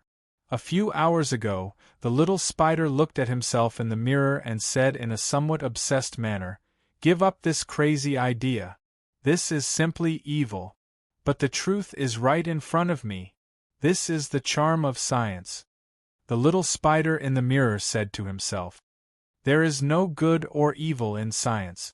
It only has truth and falsehood. But there are good and evil scientists.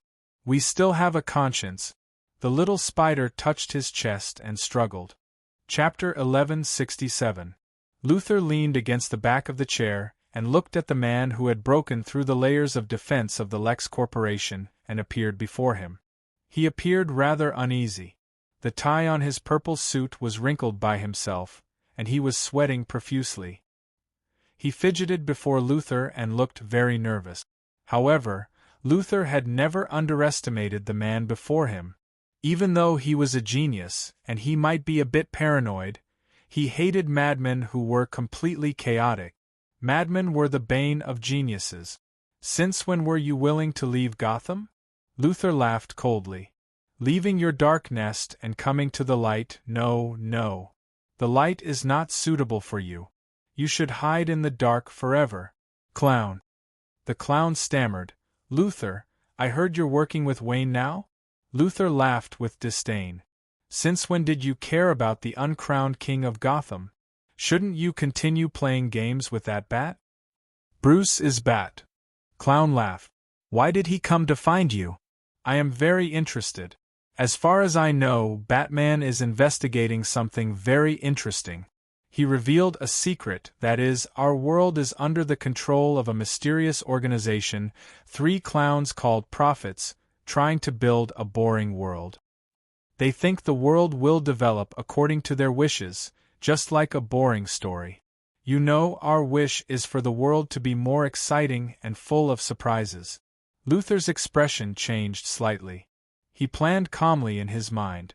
Does Clown know that I am a member of the committee? Luther started to analyze Clown.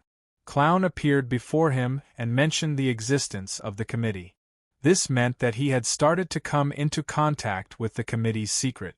However, to prevent people like Clown from causing trouble, the committee avoided Gotham, which was the most troublesome.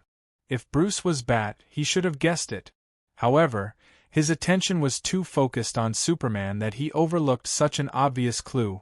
If Bruce was Bat, why did he come to discuss the partnership? The third prophet had betrayed them. The third prophet was in Gotham. She wanted to understand the secret behind the world's destruction, and she was one of the committee members. Of course, Luther knew the secret behind the world's destruction, but he could not remember it. To prevent others from stealing their memories, the committee members all gave themselves hints. Only when they reached the headquarters and sat on the committee seat would they become a committee member of that world's Security Council. Even Luther himself was surprised as to why he wanted to maintain such an organization, but he was sure that these were his true thoughts. There was no way the third prophet did not know that his memory was sealed. If it was the second prophet, that dangerous guy, he could pry open their brains, but the third prophet could not. So, they came for the origin? There's a little mouse that sneaked into your company. What secret does it want to know? The clown's painted face moved closer to Luther, and the pungent smell of inferior paint filled his nostrils. Luther frowned. This has nothing to do with you, clown. This isn't you, loser. The clown purposely called Luther by the wrong name. He said provocatively, You used to be a pitiful character among the masses. You were a well-dressed, righteous person, so disgusting. It was the arrival of Superman that changed you, turning you into a freak like me. He inspired your ambition, and you were jealous of him. The clown laughed madly. He pointed at Luther and said, Superman turned you from a boring person into a jealous madman. I understand this kind of thing, meeting a person. He can make your life meaningful. He can help you get rid of those mediocre lives. He can make you whole. That is my nemesis. Madness is like gravity. All I need is a gentle push. Superman is that gentle push. Luther revealed a sarcastic smile. You really are a complete madman. You want to know everything. Fine, I will tell you everything. I remember the second prophet's evaluation of you. When he was judging who in this world could pose a threat to the survival of the world, someone mentioned you. He said that the clown is a complete madman. His nature is chaos, and he will probably destroy the world. The second prophet only replied that the clown does not have the ability to destroy the world. He is just a clown. Chaos exists outside of order, extreme chaos. The clown is just a clumsy imitation of chaos. He is just a human imitating chaos. What is so scary about madness and chaos? I have seen many of them.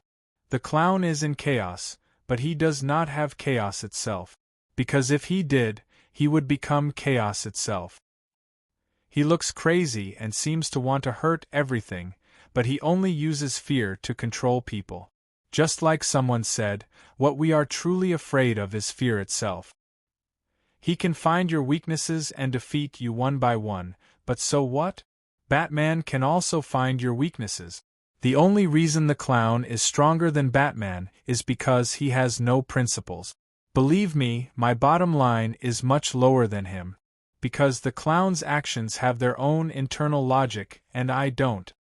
Madness is also a kind of internal logic, but the things that the prophet does can surpass all logic. A strange smile appeared on the clown's face, and a gun was pressed against the back of his head.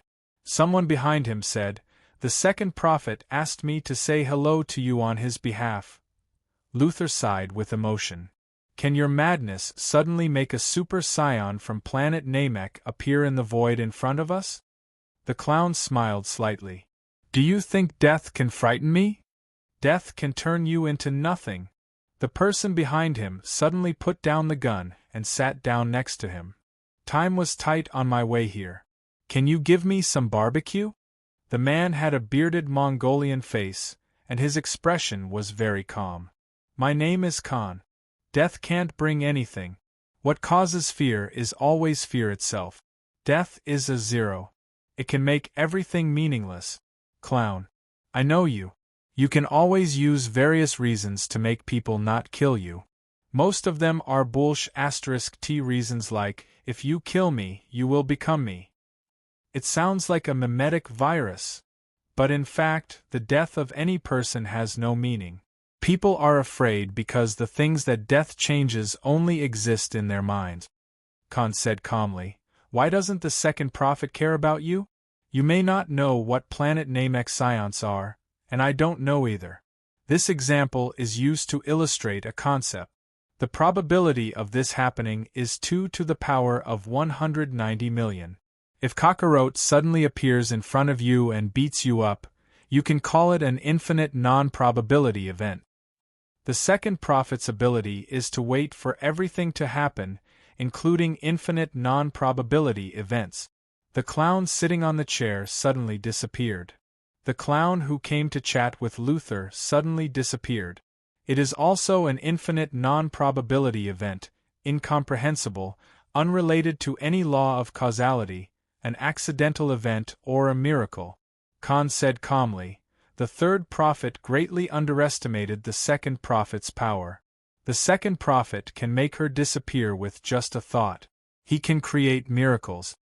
So, Luther, this is the reason why you are afraid of him. You can understand chaos, but you can't understand miracles or infinite non-probability events.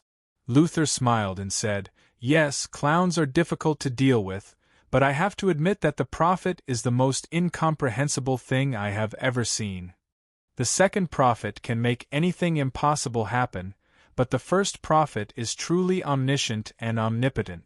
The second prophet said that the first prophet is the collection of all known and unknown, and only he can make the second prophet's infinite non-probability events ineffective. But the first prophet has a fatal weakness, stemming from his great feat of saving the world last time. Luther said, so the third prophet found me and wanted to know the secret of saving the world last time from me. She can't know this secret. Khan said, this is the biggest reason for the existence of the organization. We will keep this secret together because once the secret is leaked, the end of the world will come again. Because God is dead. Luther looked up and said. Khan also nodded and said, yes, God is dead. After Khan left, Luther looked at the void in front of him deeply. He did not speak, but he sighed deeply in his heart. Why am I so loyal to the organization? Luther shouldn't have something like loyalty, but the organization has something like the three prophets system. This is where the balance of the world lies. If we lose a prophet, the entire world will fall into the most complete despair. Just like that monster, the second prophet. Without the first prophet, the world will be his plaything. So, I must save the first prophet. I, Luther, have decided to become a hero in order to save the world. Headquarters of the World Security Council. Chen Ong looked down at the headquarters with his hands behind his back. The crowd was bustling like ants. He had just created an infinite non-probability event, causing the particles that made up the clown to suddenly move in different directions and disintegrate his existence. Everyone knew that the movement of molecules was chaotic and disorderly. If there was a moment when all the molecules in a lake suddenly moved in different directions, then the lake would explode. The possibility of this was extremely small, but it existed. Therefore, the atoms and molecules that made up the clown would suddenly undergo an infinite, almost impossible movement. It suddenly appeared. This was an infinite non-probability event. Such a future was decided by Chen-Ong, and it was destined that the clown would suddenly explode. The second prophet Chen-Ang's true ability was to make any probability of a miracle happen. Among them, the most incredible, beyond normal probability, was called an infinite non-probability event. The third prophet only knew that Chen-Ong could choose and even decide the occurrence of a certain event, but she did not know to what extent his ability could reach. But even so, the second prophet was still not invincible. Because the first prophet's known ability was omnipotence. He could do anything known to humans, including stopping the second prophet from deciding the future. The third prophet could predict the future, the second prophet decided the future, and the first prophet created the future. Luther sat in the office and thought, why do these three with such a huge difference in ability have the same rights? Compared to the terrifying second prophet and first prophet, the third prophet is a completely harmless little girl. Why? Why do the two prophets give the third prophet the same rights? The third prophet cannot restrain the two prophets at all. Her existence is not what we call mutual checks and balances. The future that the third prophet sees is completely included in the perception of the other two prophets. Why would the first prophet say, there is no essential difference between all the prophets' abilities, but the understanding is different? The little spider trembled with fear as he carried out an experiment that in his eyes touched upon human ethics and bordered on evil. He wanted to use a retrovirus to insert the target's gene fragment into a genetically similar zygote sample. Using the same technology that his father modified for him, he wanted to create a retrovirus based on the sample's gene. But it was different from the stimulation source that the little spider felt to activate the inserted gene fragment, the genetically modified spider. The sample's vitality was very strong and very stubborn. Wanting to modify and recombine the gene not only cost the little spider a lot of energy, but the little spider also accidentally discovered that the sample's cell had a special reaction to sunlight. Under sunlight, it was countless times stronger. Therefore, the little spider had to strip off part of the sample's gene. Using the difference between the sample's state of being exposed to sunlight and that of being isolated from sunlight, the little spider grafted the sample's gene, which was close to human genes, into a human zygote. Then, the corresponding stimulation source was launched into the sun. In this way, in a sense, the human who had cloned the sample's gene would activate the hidden gene after being exposed to sunlight. This kind of technology was actually a copy of the little spider's own superpower technology. It was not a complete clone at all. Instead, it was the creation of a human with the sample's gene expression. In other words, the little spider's own superpower receptor. The spider was replaced with the sample, which was Superman. This was actually a half-clone. Even so, the little spider, who felt that he had violated scientific ethics, still felt deeply guilty. Compared to his father, Richard Parker, who used his own child as an experiment, and compared to his scientific mentor, Chen-Ong, who was crazy, Peter Parker, who began to struggle over such a small matter, was simply the Virgin Mary among scientists. He did not deserve to be the villain of an evil scientist. Chapter 1168. The experiment had reached a critical moment. Little Spider hurriedly put on his white coat and went to the laboratory. The experiment sample embryo had been modified, but to activate and awaken it required an extremely powerful energy source. Little Spider could only use the sun as the energy source. This way, the cloned product would need to be exposed to solar radiation for 18 years to awaken the gene in its body. Mobile phoneme. Vot W. Calm Little Spider had already decided that this period of time would be perfect for the embryo to develop and grow. The embryo with the sample gene would grow like a normal person. When it reached adulthood, it would activate the gene fragment inserted by the retrovirus and gain the ability of the sample. This period of time would be perfect for the personality development of the test subject.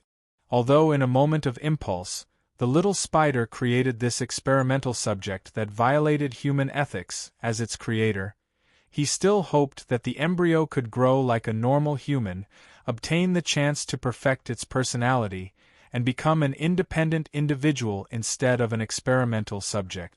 When he arrived at the laboratory, he saw a young man with a shaved head staring at the developing embryo in the artificial womb. The little spider came to a sudden realization. This was probably the controller of the Lex Corporation, Lex Luthor. A few researchers accompanied him. He looked at the embryo in the artificial womb in a daze. "How's the development of the anomaly?" Luthor looked at the embryo with a hint of disgust. The project to clone Superman was named Bizarro, which meant weird, monster. In Luthor's eyes, Superman was such a weird thing, an alien monster, a god that should not exist in the world. Therefore, this Superman, who was half-cloned by the little spider, was also named Bizarro. "Hey!" Little Spider heard the name and came up to him with dissatisfaction. "What did you call him?" "He's our child. Dr. Peter." Luthor finally noticed him. He turned around and smiled. "Dr. Peter, Lex Corporation thanks you for your contribution to the project. You're a visiting scholar of Wayne Corporation, right? I'm sorry to let you see the incompetent side of Lex Corporation. There are too many useless people here." Luthor glanced around the laboratory, causing the researchers inside to lower their heads in guilt. "Thank you for your support for our project." Luthor emphasized the words, "our project." "What happens next is none of your business. Bizarro will be taken over by a new group of laboratories because the following topics have nothing to do with biology or cloning. I've read your experiment report. This monster needs a lot of light radiation to grow, right? I will set up a radiation research team to specifically cultivate it. At the same time, someone else will be responsible for controlling it." When the little spider heard Luthor's cold and heartless reply, it felt like its scalp was going to explode. "He's a human, not a test subject."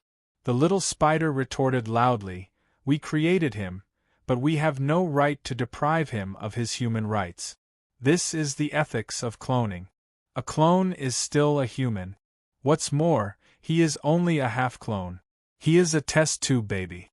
The doctor who created the test tube baby has no right to control his body.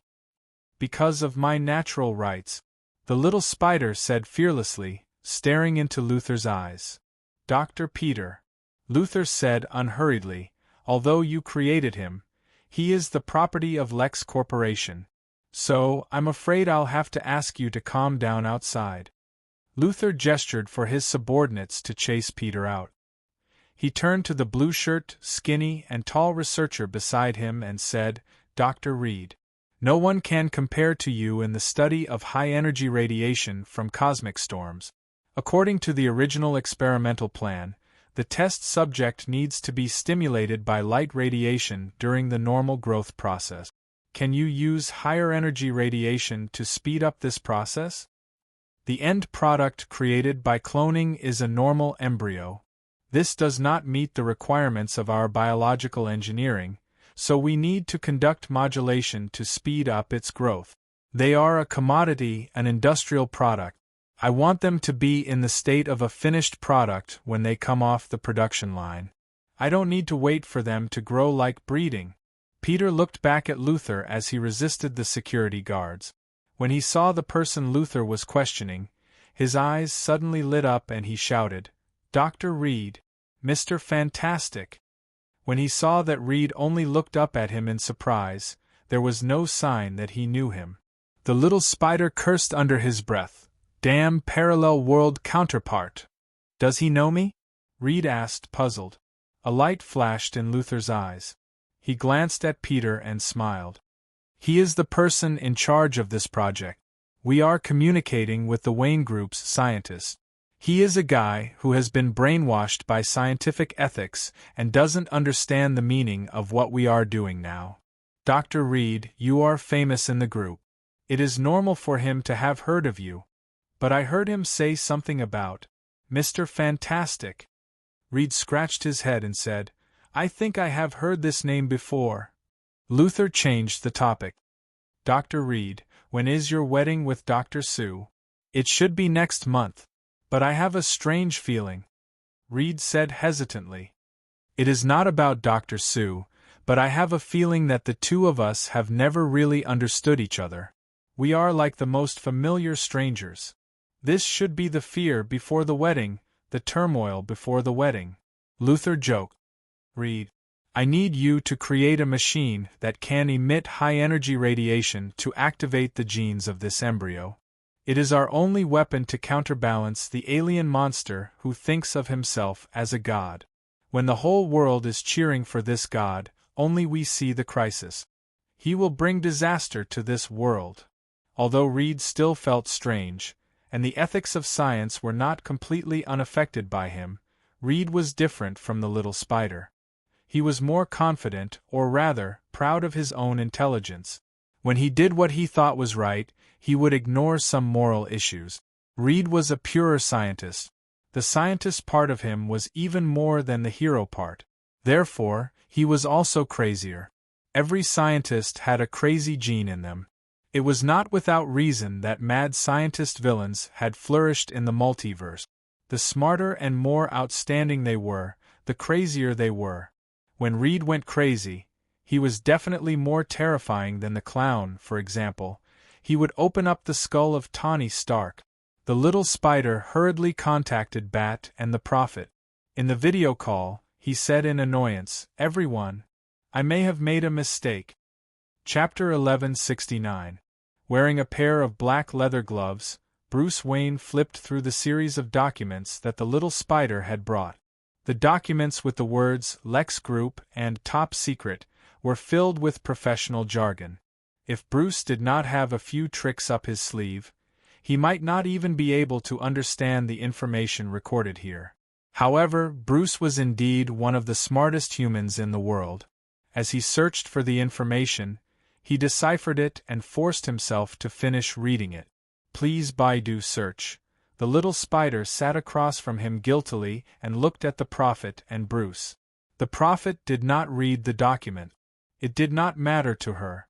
She only needed to read about the future to figure out the problem. Therefore, the Prophet glared and pretended to be serious to scare the little spider. The little spider sat on the chair timidly. When he saw that Bruce was about to finish reading, he said, I might have made a big mistake. Bruce put down the document. You were right. This project is indeed the biggest secret of Lex Lab. The other projects are obviously not that important. Only this cloning project is Luther's main focus. The Prophet pointed at the table. So you helped him finish it? The little spider answered embarrassedly, I was just being impulsive. Their train of thought was obviously wrong and they went astray. I just wanted to remind them, then you accidentally became the leader of the project, and you led these people to complete this impossible project? The Prophet joked. You sure are something. If this project is origin, the bat gestured, then the embryo is the key. You planned to gradually activate the recessive genes of the embryo and let it grow like a normal human. But Luther rejected your plan. He wanted the embryo to mature as soon as possible. I investigated Dr. Reed. He was a genius in university. After graduation, he worked for Lex Corporation. He was a genius in science, and he had a girlfriend from university named Sue. But a few years ago, around the time of the accident at the Heart City lab, about 3 months ago, Dr. Reed disappeared. His girlfriend Sue called the police. After the incident in Heart City, he returned to the Lex Corporation. The little spider was puzzled. You mean he participated in the experiment in the Heart City? What puzzled me was that this key figure, who was obviously involved in Origin, did not join the cloning project after returning to Lex's laboratory. Instead, he began to study astrophysics with the support of Lex. Until today, he became a radiation expert, leading the radiation stimulation cultivation of human clones. Maybe it's an exchange of benefits, or something. The prophet did not care about this unreasonable point. We can confirm that origin started from the accident in Heart City a few years ago. After that, origin was moved to Lex Laboratory. But we are not sure what origin is. Only one person in Metropolis knows what origin is, and that is Luther the prophet. Don't ask me. The prophet shook his head and said, I couldn't see the experiment accident in the Heart City. That accident created a superhuman who could travel at the speed of light. When the accident happened, a superluminal particle storm formed in the Heart City's cutting-edge laboratory. Even the prophet couldn't see what happened inside. The prophet hesitated for a moment. At least I can't see it. The second prophet shouldn't be able to either. Forget it. He is a person who hides too much. Maybe he can see through everything? The first prophet, everyone says he is omnipotent, so he should know what happened there. In short, I can't even see the running figure of the guy who calls himself the Flash, let alone the experiment accident that caused his superpower.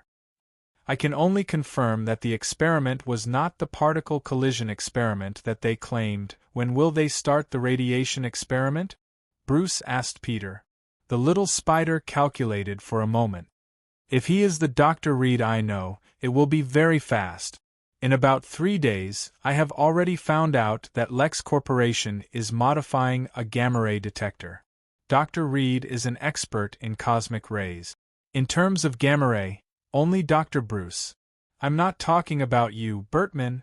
I'm talking about the other Bruce. Dr. Bruce Banner, only he can match him. If Dr. Banner was here, he should be able to see more things.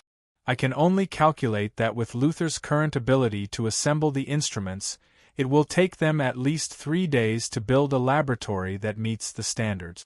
We must stop Zorro's experiment. Bruce said nothing more. Chapter 1170. Thanks to the prophet's prophecy and little spiders spying with the eye of Agamotto, they finally confirmed that the next step of the experiment on the cloned embryo would be carried out in the Lex Corporation's laboratory. Batman came up with a plan to ambush the experiment and obtain more information on origins. Bruce had already decided that this time, he would capture Luther and interrogate him to find out what origins really was. Little Spider disguised himself as Dr. Parker and snuck into the laboratory. The prophet was ready to back him up at any time.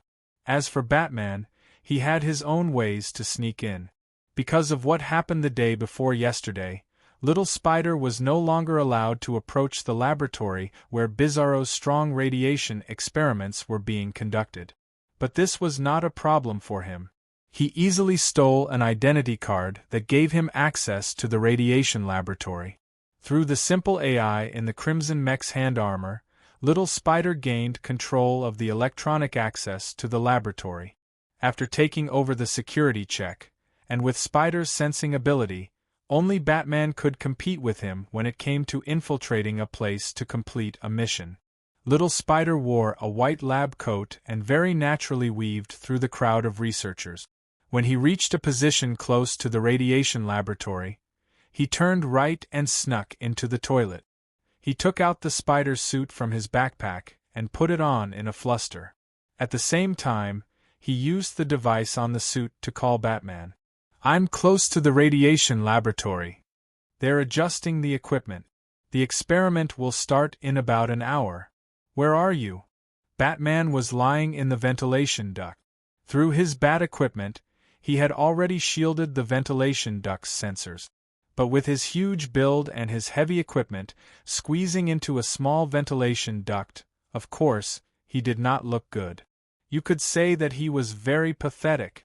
But what made Bat so awesome was that no matter how pathetic he was, as long as he spoke with that husky, magnetic voice of his, everyone would imagine him to be very awesome and at ease.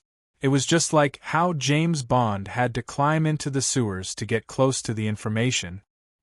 He stank all over, but in everyone's mind, he was always dressed in a suit and looked like an elegant British gentleman. 10 minutes later.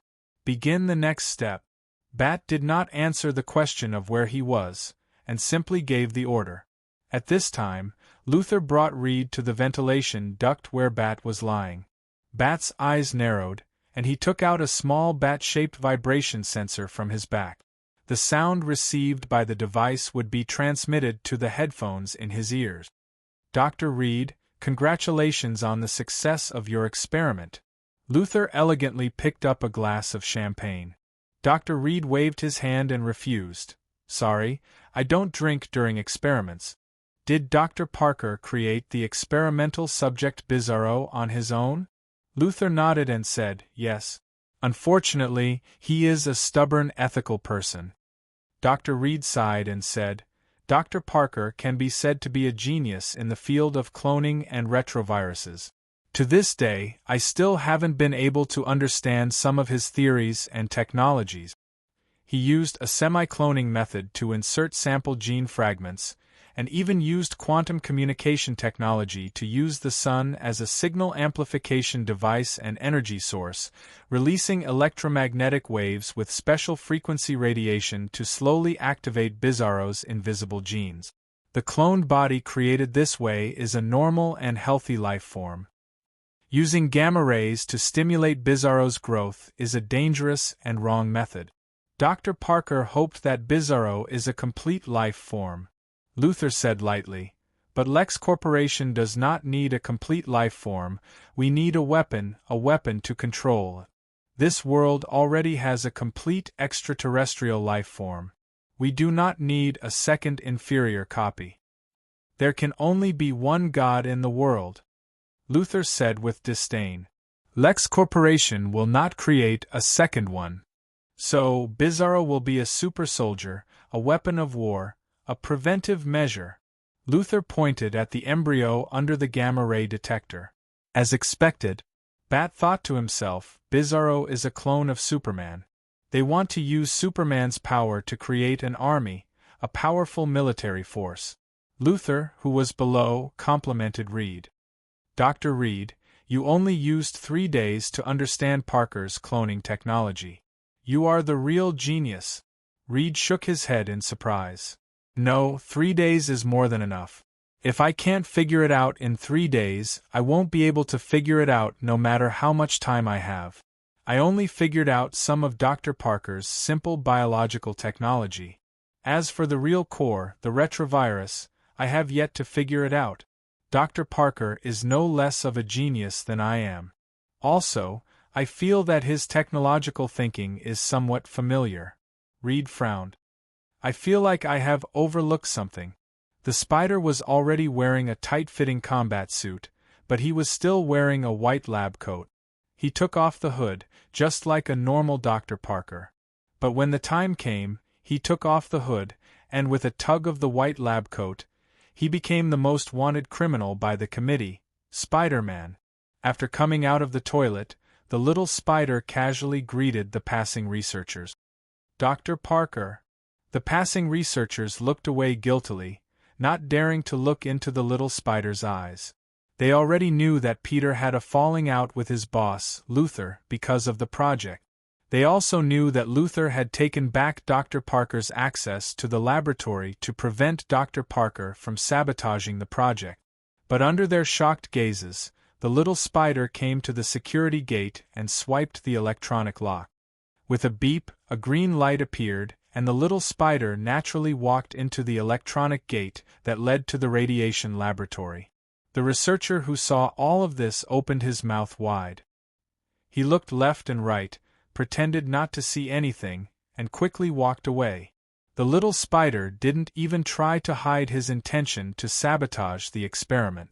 He wanted to let Luther know the anger of a researcher who had his project stolen.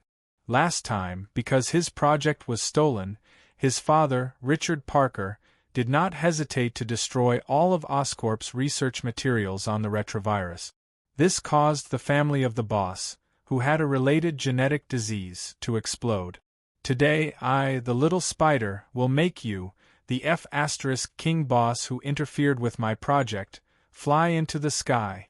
Walking into the passage, the little spider put on his mask. He patted it down, and the spider's suit automatically expelled all the air. The loose mask instantly stuck to the little spider's head. The little spider walked out of the dark and narrow passage, and came to the radiation laboratory. He saw the King boss, Luther, standing outside the glass door of the laboratory. The little spider raised his hand and gave him 2 middle fingers. "You congenital baldness. You don't know anything, you idiot who interferes. Let go of my project." The little spider raised his hand and gave 2 spiderwebs to the bodyguards who were about to pull out their guns, telling them to hang themselves on the spot. He walked in front of the bald Luther.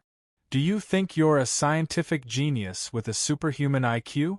Do you think you can dominate the academic and business world just because you're flattered?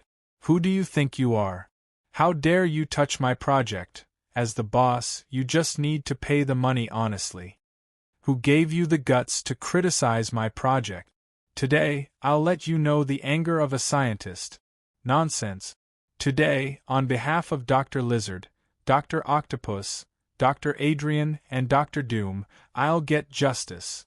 The little spider felt like he was suddenly possessed by the souls of many scientists who had failed in life because of the careless criticism of the capitalists. Dr. Kurt, who wanted to research genetic research to cure severed limbs because of his disability, was about to succeed when the capitalists of Oscorp shut down his research team and kicked him out. In the end, he had no choice but to use an imperfect drug and become Dr. Lizard. Dr. Otto, a nuclear physicist who researched artificial suns and nuclear fusion, was forced by the capitalists to start an imperfect experiment which caused a big bang and lost his wife and career. He could only fuse 4 steel tentacles and become Dr. Octopus. Dr. Adrian, an electronics engineer who had always dreamed of flying, did countless experiments to create a set of wings that could fly freely like a bird. However, Adrian, who lacked research funds, was cheated by a capitalist and went to prison. In prison, he painfully completed his dream and turned into a vulture that took revenge on the world. He used to be Dr. Reed's boss.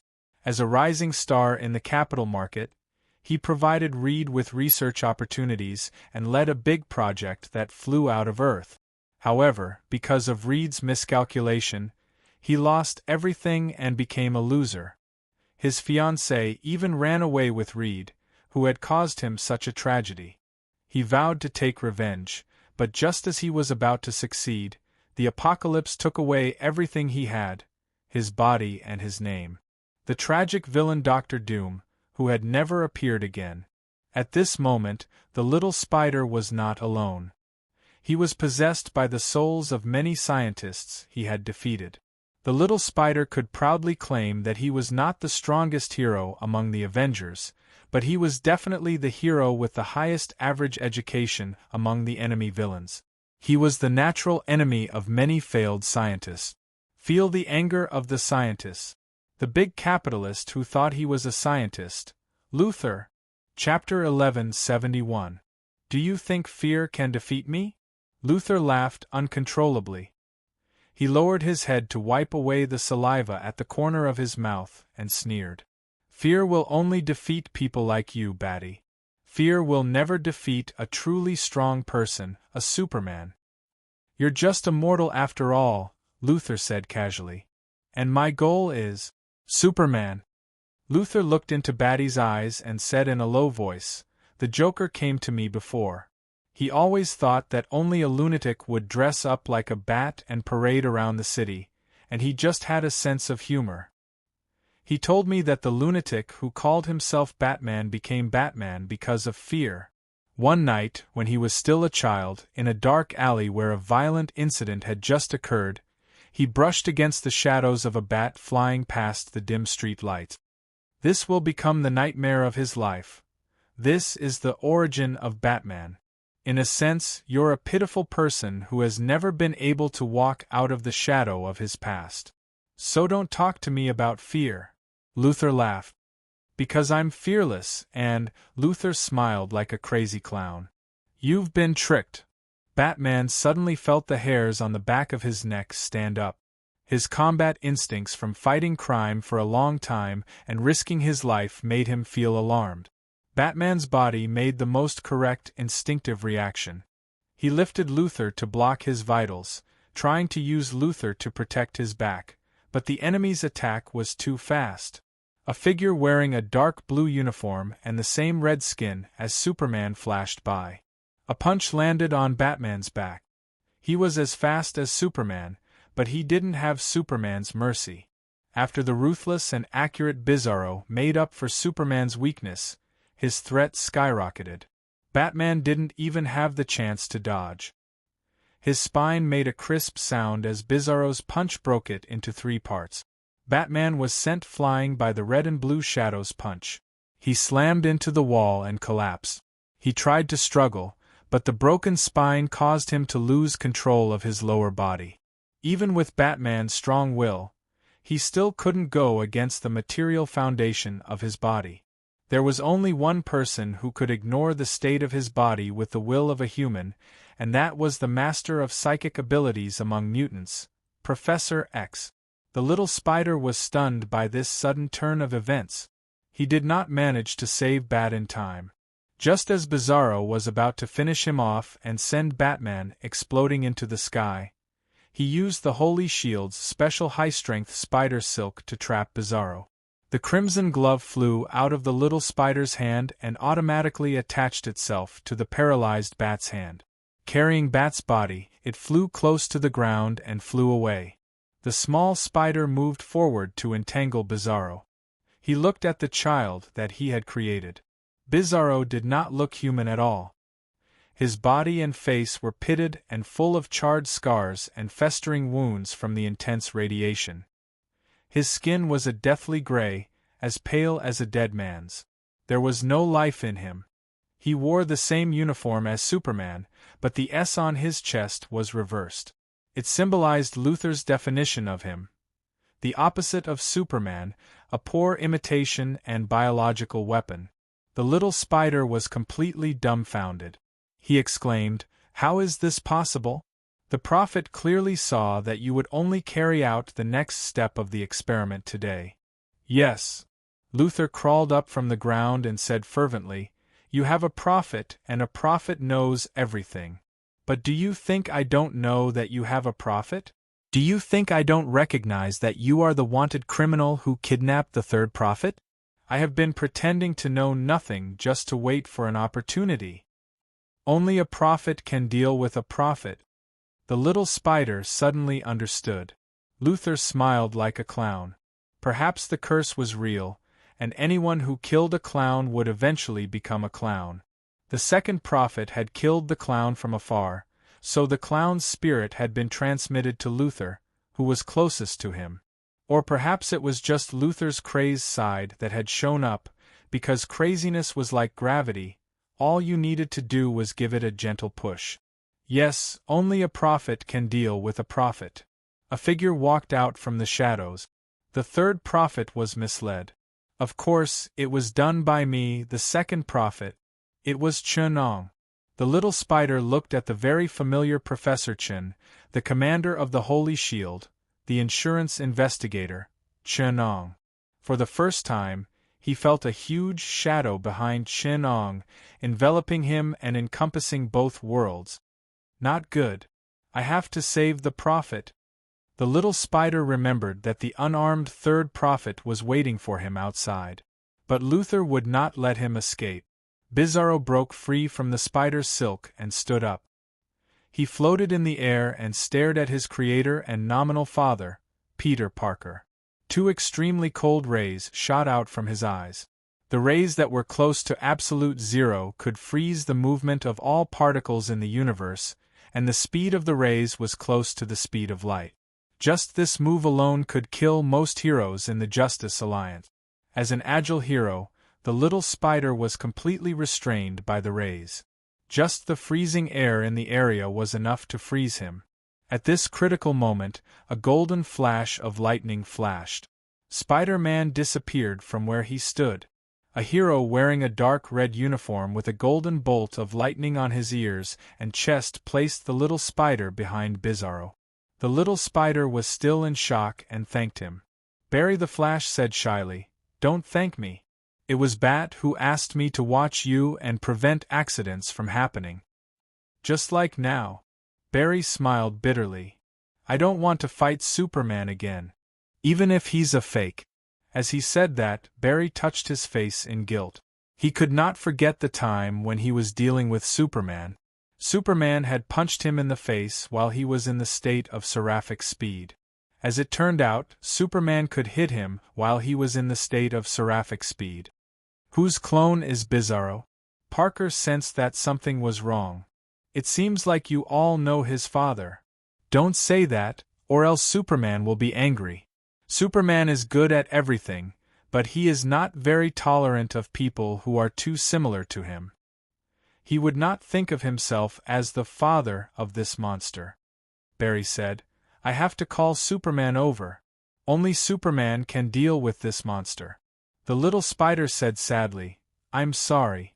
I didn't think things would turn out like this."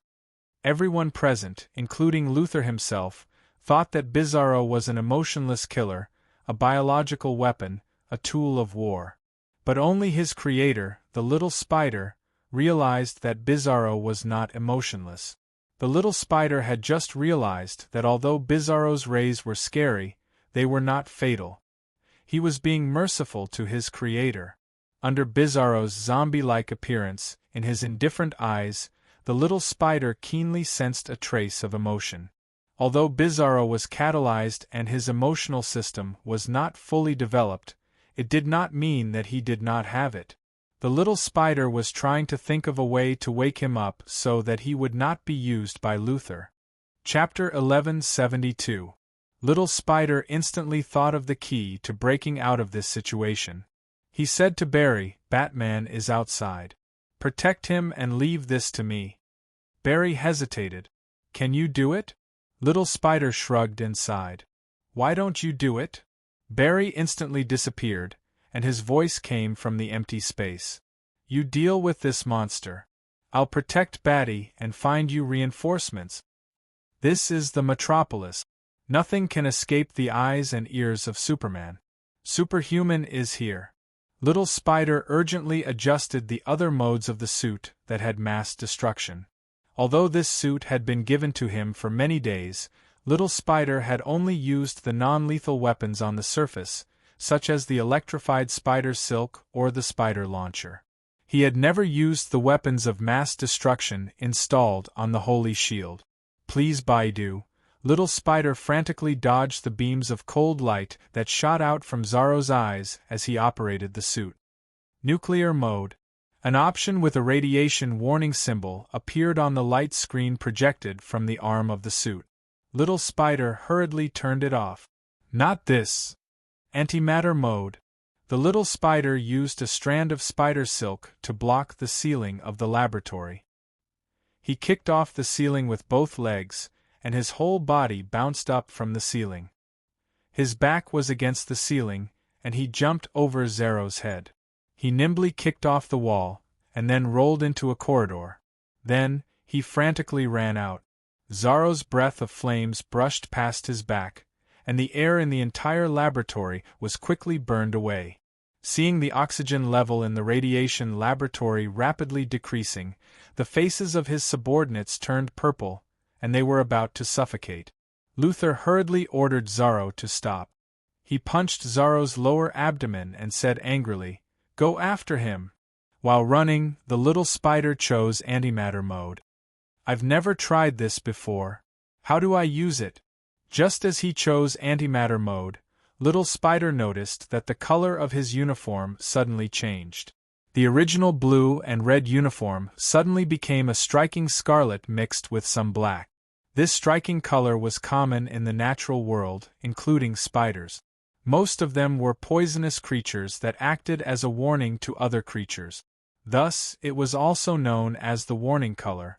At this time, the small spider's red and black uniform was the alert color of the black widow spider. It was the color of a highly venomous species of the black widow, the Australian venomous redback spider. "It looks cool, but I still don't know how to operate it." The little spider complained as it ran for its life. User's voice request detected. Voice sprint detected. Activating auxiliary AI, activating teaching mode. After the user learns how to operate antimatter mode, he can use the command to turn off teaching mode to turn off the auxiliary AI. An electronic voice suddenly rang in the headset of the combat suit. The little spider was stunned. He hesitated for a moment before saying, "Hey, I didn't know you were in my battle suit. You really hid yourself well." Information related to the auxiliary AI exists in the Spider Battlesuit's user manual. Seeing that the small spider was speechless, who told him to rely on the fact that he participated in the development of his own battlesuit. Ever since he received the battlesuit, he had never flipped through the user manual. The area of artificial intelligence wasn't handled by the spider sensor team that the small spider was in, so who knows when it was integrated into the system. The spider wasn't Batman. Why would Stark, a skeptic and conspiracy theorist, check his suit thoroughly for no reason at all? An extremely cold ray brushed past the small spider and almost hit him. Only then did the small spider come back to his senses. He shouted, "Don't talk so much. Hurry up and activate the weapon." Antimatter destruction cannon charging activated.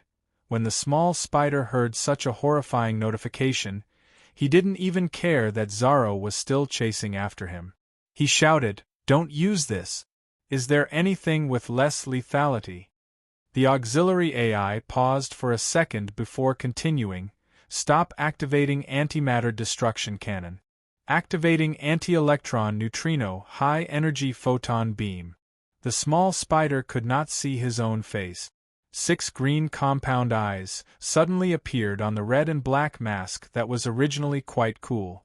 The 6 green compound eyes, together with the original scarlet eye mask, reflected bits of green fluorescence. Each compound eye was made up of countless tiny eyes. The red and black mask and the 8 green compound eyes that extended from the normal eyes to the back of the head changed the small spider's style.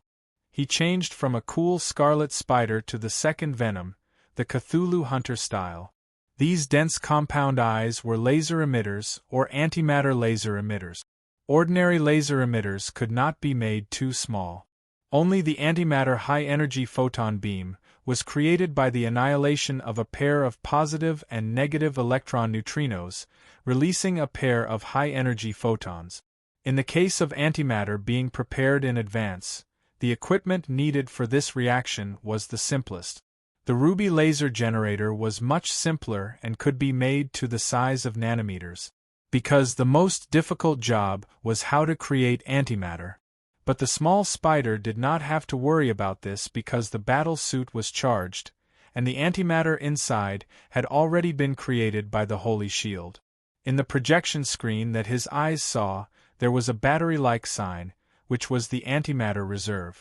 A compound eye was made up of about 28,000 miniature laser emitters.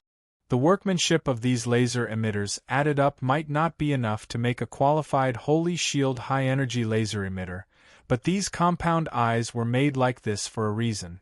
These were countless precision laser emitters. The principle was a new type of weapon proposed by the SPL, the microphoton interference device. It was also known as the photon beam weapon. A long time ago, scientists discovered that the lethality or destructive power of lasers had nothing to do with the energy level, but was related to the number of photons per unit area and the energy level. The more the laser was constrained, the stronger the lethality. However, too many photons would cause damage to the generator. After reaching a certain magnitude, no other generator could gather so many photons. Therefore, the SPL changed their way of thinking. They adopted the principle of solar stove. Since they couldn't make a concentrated laser, they could make use of the fact that light traveled in a straight line to gather the scattered lasers into a focal point. This was the same principle that most people used to burn ants with a magnifying glass in their childhood. However, the simple principle of burning ants produced 2 major weapons of the SPL, the stellar focal length weapon and the photon beam weapon. The stellar focal length weapon was an extremely large lens placed in front of the star to burn ants, planets.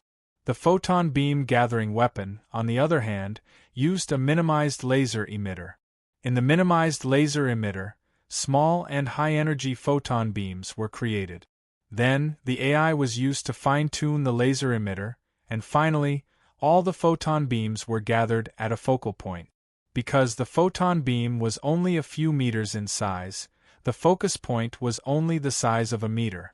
With so many high-energy photons gathered at such a concentrated point, the destructive power was astonishingly strong. When such dense and active high-energy photons passed through the focus point, they would inevitably collide with the nucleus of the atom at the focus point, resulting in a photo-induced nuclear reaction. Gamma photons with energy greater than a certain amount of interaction with the nucleus of the atom, emitting particles. Of course, there was also the possibility of a nuclear resonance reaction.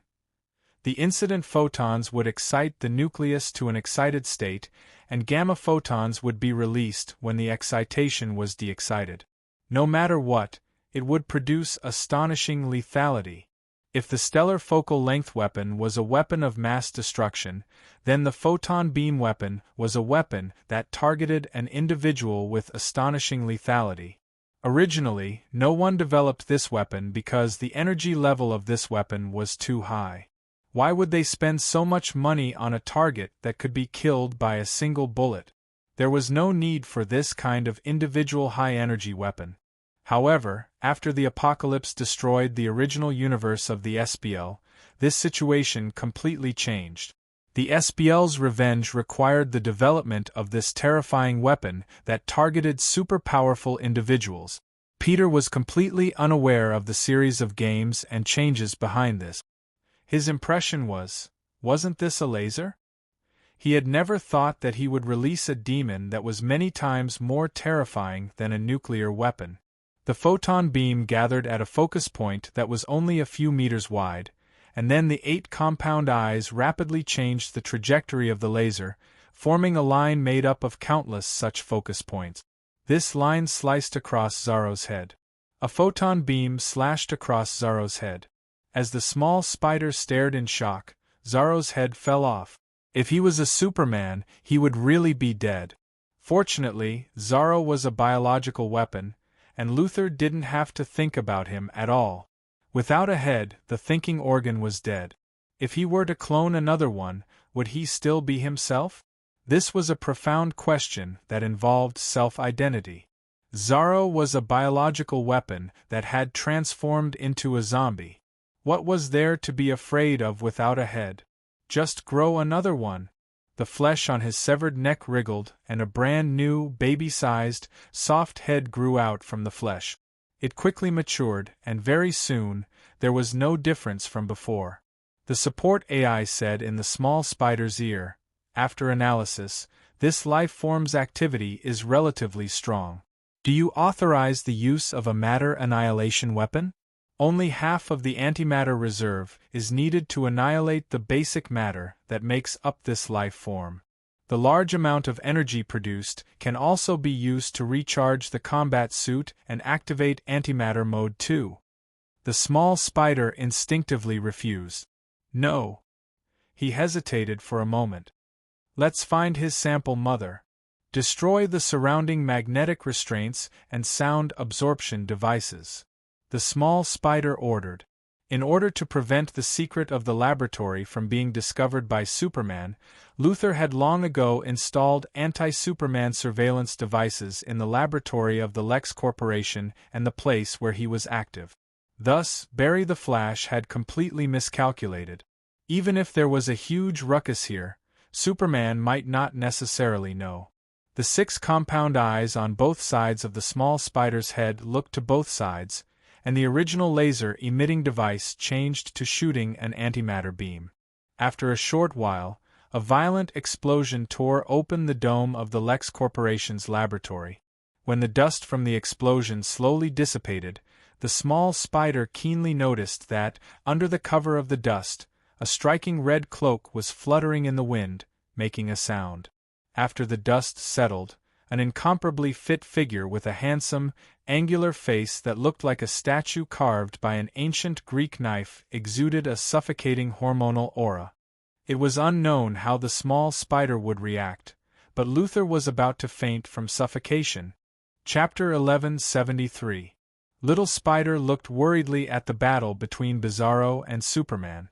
"Don't worry. That monster can't beat Superman." At some point, Barry had returned to Lex's laboratory. He carried Batman in his arms like a princess, but his eyes were fixed in Superman's direction. Barry couldn't carry Batman anymore. He put Bruce down carefully and said in a low voice, "Batman hurt his spine. I need to inform Alfred." "Maybe not." Little Spider stretched out his hand, and Batman's crimson glove fell off and flew into his hand. Looking at the mechanical glove covering his right hand, the small spider spread his 5 fingers and placed them on his chest. On the chest area of his scarlet battlesuit, the Black Widow crimsonback venomous spider pattern glowed with green light. The spider symbol opened, revealing an eyeball-shaped necklace that glowed with green light. 5 tiny green lasers shot out from the crimson suit's fingertips, shining on the surface of the Eye of Agamotto. Scattered runes began to appear on the surface of the artifact. Soon, the runes formed a magic circle made of several circles and arcs. Little Spider's hand, which was holding the crimson glove, twisted slightly, and the magic circle began to spin. The Eye of Agamotto opened. Inside, the mysterious gem of time was revealed. "What is this?" Barry looked at the mysterious gem of time and asked in a low voice, holding his breath. "This is the Eye of Agamotto, an artifact passed down from generation to generation by Camartage sorcerers. It is the artifact passed down by the Sorcerer Supreme. When the last Sorcerer Supreme was exiled from time, he handed it to me personally." Little Spider didn't even dare to breathe loudly. He carefully held the Eye of Agamotto. Batman looked at the gem that he was very afraid of, but he didn't know what he was thinking. Little Spider aimed the magic circle around the gem of time at Bat's wound. Bat twisted a little. His instincts told him that he was worried, but there was no better way. If he had a choice, he would rather use the pool of Lazarus of the League of Assassins. After all, the daughter of the Master Assassin was his mistress. The little spider slowly rotated the array, and a miracle happened in front of the 3 of them. Batman's spine was hideous and terrifying. There were shattered bones and yellow nerves everywhere.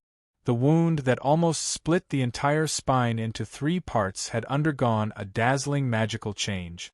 First, the blood that Barry had lost while running around with Batman flew back into the wound, turning into fresh blood that flowed back into the blood vessels. Then, the soil on the wound kept separating, and the wound was getting fresher. Finally, it returned to the moment when it was first created by Bizarro. Following that, the gaping wounds began to heal, the broken blood vessels began to reconnect, and the torn muscles returned to their original state.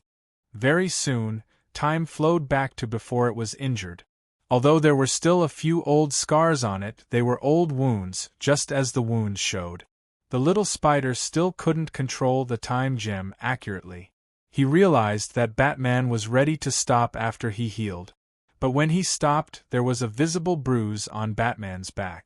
"This is the injury I got when I fought the Joker," Batman suddenly said. He took a deep look at the Eye of Agamotto on the little spider's chest and buried all his words in his heart. Barry, on the other hand, looked dumbfounded. He pointed at the Eye of Agamotto on the little spider's chest and said, This is a miracle. Is it a divine artifact created by the ancient sorcerers using the power of lightning speed?" The little spider put away the Eye of Agamotto and shook his head. "No, it's a divine artifact from our universe, one of the 6 Infinity Stones." 6 Infinity Stones? Barry asked curiously. "Yes, 6 gems of different colors." The little spider answered absent-mindedly as he tried to look at the battlefield. Barry took one last look at the green time gem and smiled. Hal will definitely be interested in him. 6 Infinity Stones. Is this the parallel body of the Ring of Light army in the parallel world? The power of the spectrum has different manifestations in different parallel worlds. I'm really curious what your world is like. There's no difference. It's the same group of heroes, some criminals, and a world of constant danger. The little spider shrugged. His attention was focused on the battlefield next door.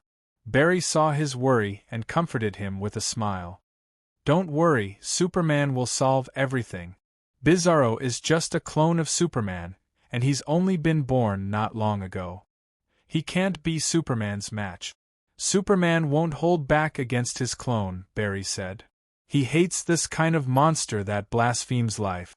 Once Superman doesn't hold back, the problem will usually be solved quickly. That's what I'm worried about.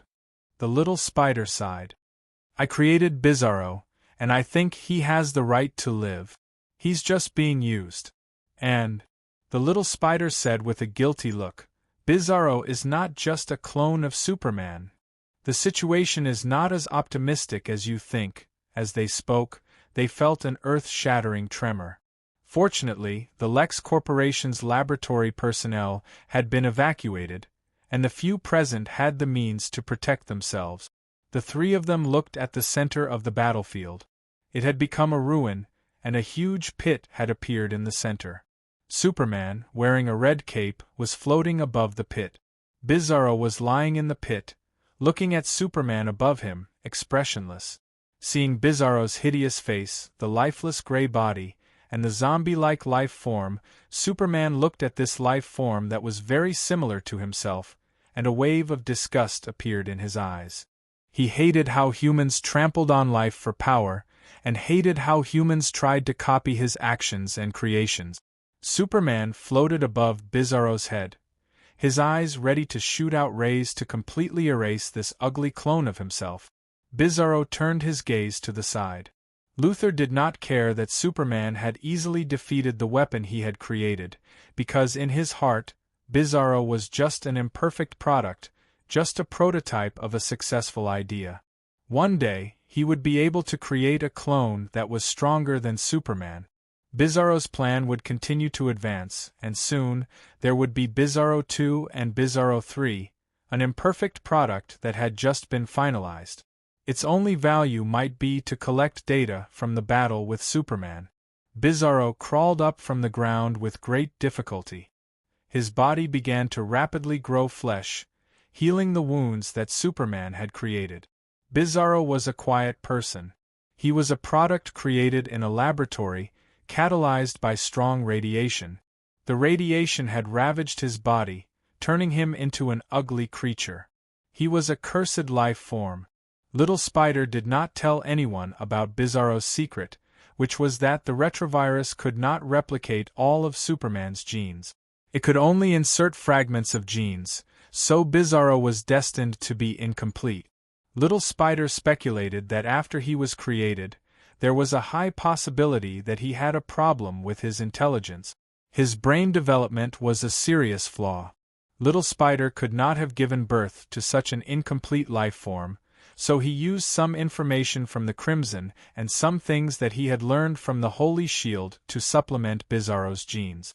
Those things were Steve Rogers' modification information, a part of the formula for Superman's blood serum.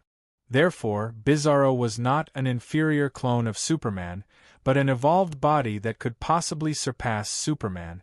Luthor also did not know that he could never create another Bizarro, because he did not have the information in the little spider's hands. What he created was the inferior version. Superman's eyes shot out a powerful heat beam, and the temperature instantly reached hundreds of millions of degrees. It could almost evaporate any substance. Bizarro's figure only existed in the powerful heat beam for a few short breaths before disappearing in an instant.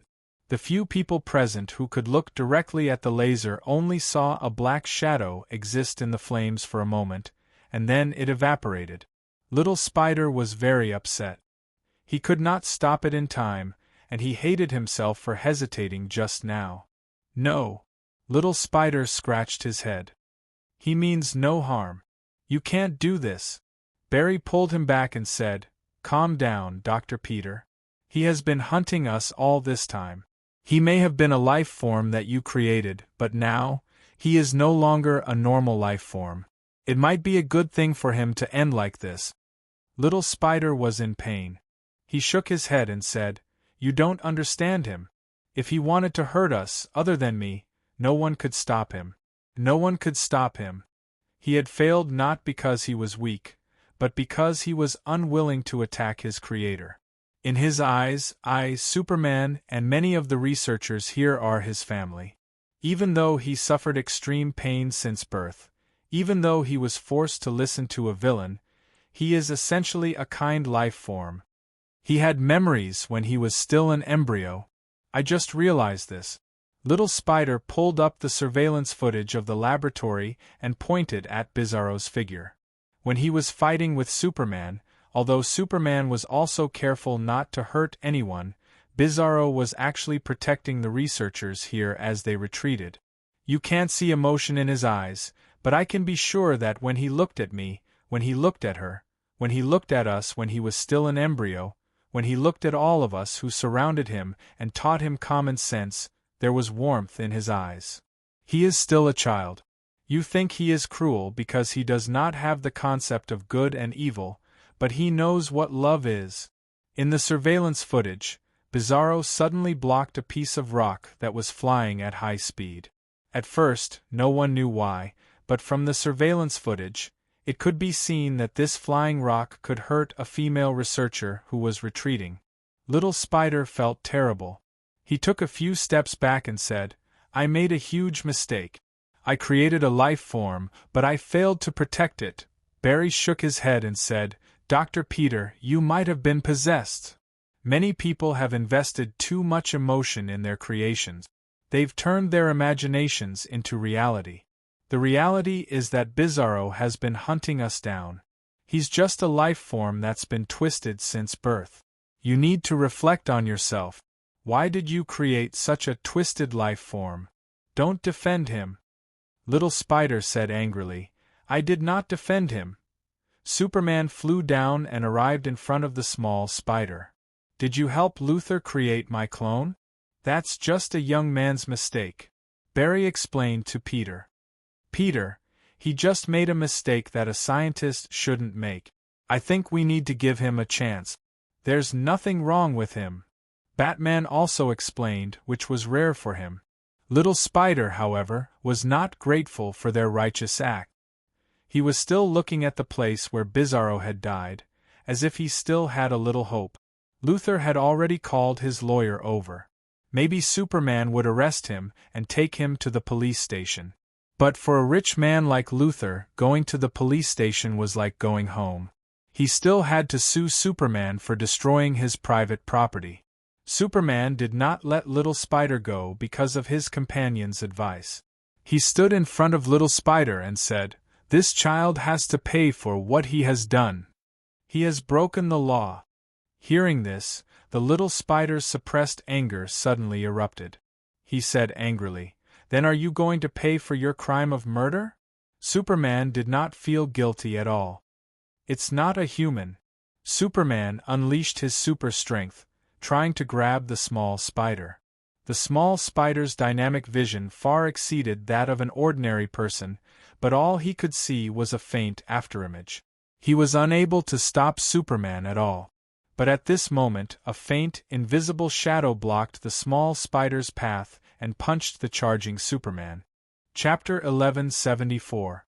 The tattered red cloak fluttered in the air along with the dark red embers. The inverted red symbol was imprinted on the chest of the dark blue uniform.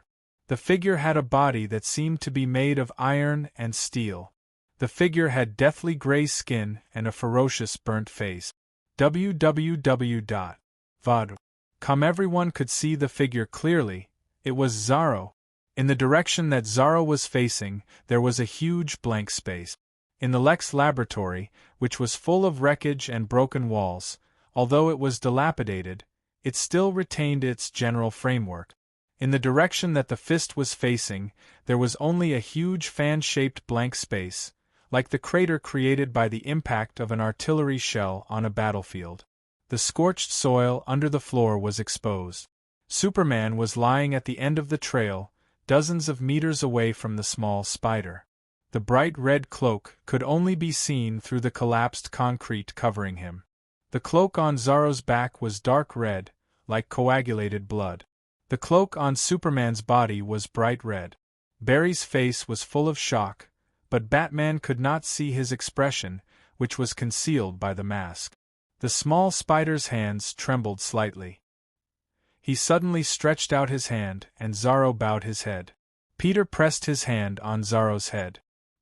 He looked straight at Zorro's skin, which had been burned by the strong radiation. He looked at the muscles and the burns that were deep to the bone. "Hurry up and go," Peter whispered. "Leave this to me. I will find a way to cure you." Zorro did not respond. He looked at the small spider deeply, turned his head, and faced Superman again. In the ruins, Superman slowly pushed away the concrete covering his body. His eyes glowed red. Many people insisted that Superman was a demon because when he shot lasers from his eyes in the dark, they looked extremely evil red. Superman stood up from the ruins. He levitated and looked down at Zorro. A strange smile appeared on Luthor's face. He turned to the small spider and said, "It seems that when you created him, you left behind some backdoor that even I did not know about." "I did not," the small spider said solemnly. "Life is not meant to be controlled." Zorro rushed toward Superman. His body created a faint white shockwave from the friction in the air. The huge shockwave shook the entire ruins of the Lex laboratory. Zorro rushed in front of Superman. Both of them had the physique of a Kryptonian, so there was nothing fancy about their collision. It was just a punch and a kick. It was the most violent and direct collision. Batman was proficient in hundreds of fighting techniques around the world, but he still couldn't block Superman's simplest straight punch. However, once one's strength reached a certain level, human techniques would lose their meaning. In the Justice League, Superman was the hero who was the least good at fighting. That was because he only needed to use a bit of his strength to defeat most of his enemies. Most of the time, Superman wasn't thinking about how to defeat his enemies, but how to avoid hurting them. Otherwise, wouldn't it be awkward if he used his strength and the ordinary criminal in front of him was annihilated? Superman didn't want to learn human fighting techniques, but Zorro didn't have the time to learn them. Although he looked ferocious, he was still a 2-day-old baby. His personality was still in the stage of ignorance. Other than protecting his mother, he didn't even know what good and evil were. He was a baby with great strength. The battle between him and Superman seemed to be played on 10 times the speed. Most people's optic nerves couldn't capture such a fast scene. Superman's fists landed on Zorro's body, sometimes injuring him. However, these small wounds healed quickly. The next attack of the same strength couldn't even break his skin. Superman loosened the restraints on his body bit by bit. Once again, he used the high-energy laser from his eyes. This time, the high-intensity laser only scratched Zorro's skin. The torn skin revealed a complex structure, which was the mechanism of carbon-based materials. Even a carbon-based body that had evolved to the extreme would have its weaknesses. However, Superman could sense that Zorro was rapidly becoming stronger. His combat instincts were in his attributes, and his body was evolving to become resistant to Superman's attack. From a certain perspective, Superman's attacks were like a positive stimulus. After this monster was born, he would be able to develop and grow faster. Superman wasn't born to fight, but Zorro was. Now, Superman's all-out attack could only cause Zorro some flesh wounds. It definitely wouldn't be any worse than a normal person getting hit by a cat. And Superman's unparalleled strength was like a cat's paw in front of Zorro. This was the gene fragment of Superman's serum that the little spider had added on his own initiative. Superman's serum was the result of the evolution of the super soldier's serum through the Day Destroyer virus. Superman's serum didn't completely retain the rapid learning ability of the Day Destroyer virus, which evolved to adapt to the opponent's abilities and counter the opponent's methods. But it still retained a part of its learning ability and evolution ability. The little spider had only added some fragments of Superman's serum to make up for the lack of Superman's complete genes. That was why Zorro didn't obtain the complete ability of the Day Destroyer virus, nor could he reach the terrifying power of the symbiosis between Superman's serum and the Day Destroyer virus like Rogers. He only used Superman's blood to evolve from Superman's serum. His ability still came from the man in the red underwear and red cape opposite him. This time, everyone could see it. Superman was at an absolute disadvantage. It wasn't like before, when he was afraid of hurting his opponent, when his hands and feet were tied and he was at a disadvantage on the surface. Instead, he was at a disadvantage when he went all out. The more Zorro fought, the more relaxed he felt, like an adult hitting a child. Finally, Zorro impatiently grabbed one of Superman's hands. Ignoring the crazy output of Superman's other hand, he forcefully pushed Superman to the ground. The world suddenly fell silent. Zorro used his wide palm to pinch the back of Superman's head like a basketball. He lifted him up and walked in the direction of the little spider. Barry and the others were a little nervous, but not panicked, because Zorro's face didn't have any hostility. The little spider let out a sigh of relief and laughed. Although the process was a little out of control, it's all over now. You guys can take Superman away. I'm going to take the kid away and find a place to cure him. After saying that, he looked at Luthor angrily. She dared to meet up with the Prophet. The second Prophet might be looking for trouble with her. How do you usually deal with this lunatic? Peter pointed at Luthor in disdain. Send him to the police station? The little spider was a little unwilling, but other than this, he really didn't have any better ideas. Zorro tossed Superman to Barry and turned to pick Luthor up by his neck.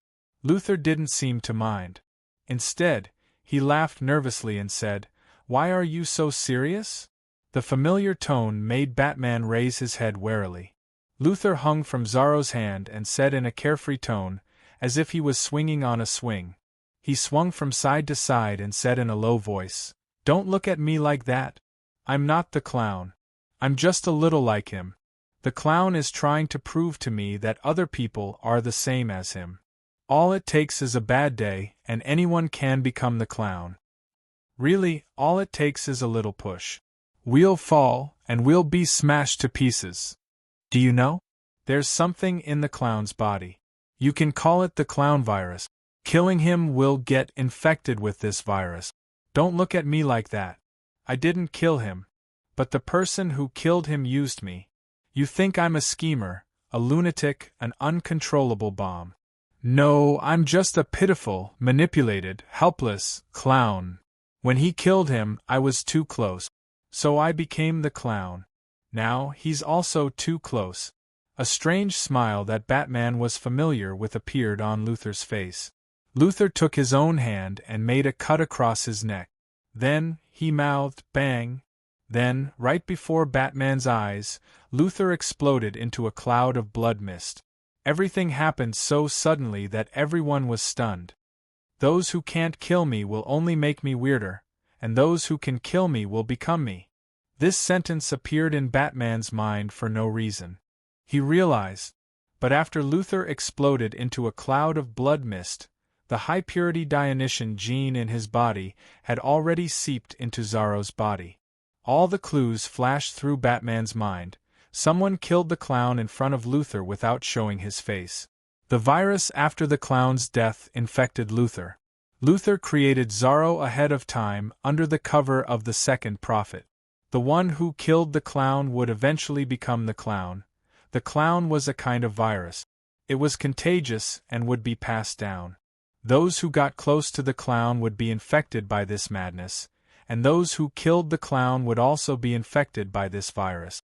Luthor himself could prove that even if the clown was a little closer to him when he died, he would still be infected. Then Zorro was already infected. Luthor was a bomb. Someone used him and Peter to create Zorro, then used him as a source of infection, and finally infected Zorro. His goal was to create something with the body of Superman and the spirit of the clown, a true Zorro weirdo. This person was undoubtedly the second prophet. He had no intention of doing it himself. He only used Luthor to create the most terrifying weapon, the most physically powerful Superman, and the most mentally dangerous Joker. Together, they were the most dangerous existence in the world. So, Luthor had been controlled by that person from the beginning to the end. He forced Luthor to submit. To be able to easily kill the clown, to be able to induce Peter to create Zorro, this person could only be the second prophet. The second prophet didn't even need to show his face to create an extremely dangerous weapon, an uncontrollable bomb. Batman raised his head and looked at Zorro, who was still in a daze and didn't know what was going on. He said in a low voice, "If I'm not wrong, nothing happened to the third prophet. The ones in real danger are us." He looked at the spot where Chen-Ong had appeared, and as expected, he found a projector there. Chen-Ong watched everything through the screen. Chapter 1175.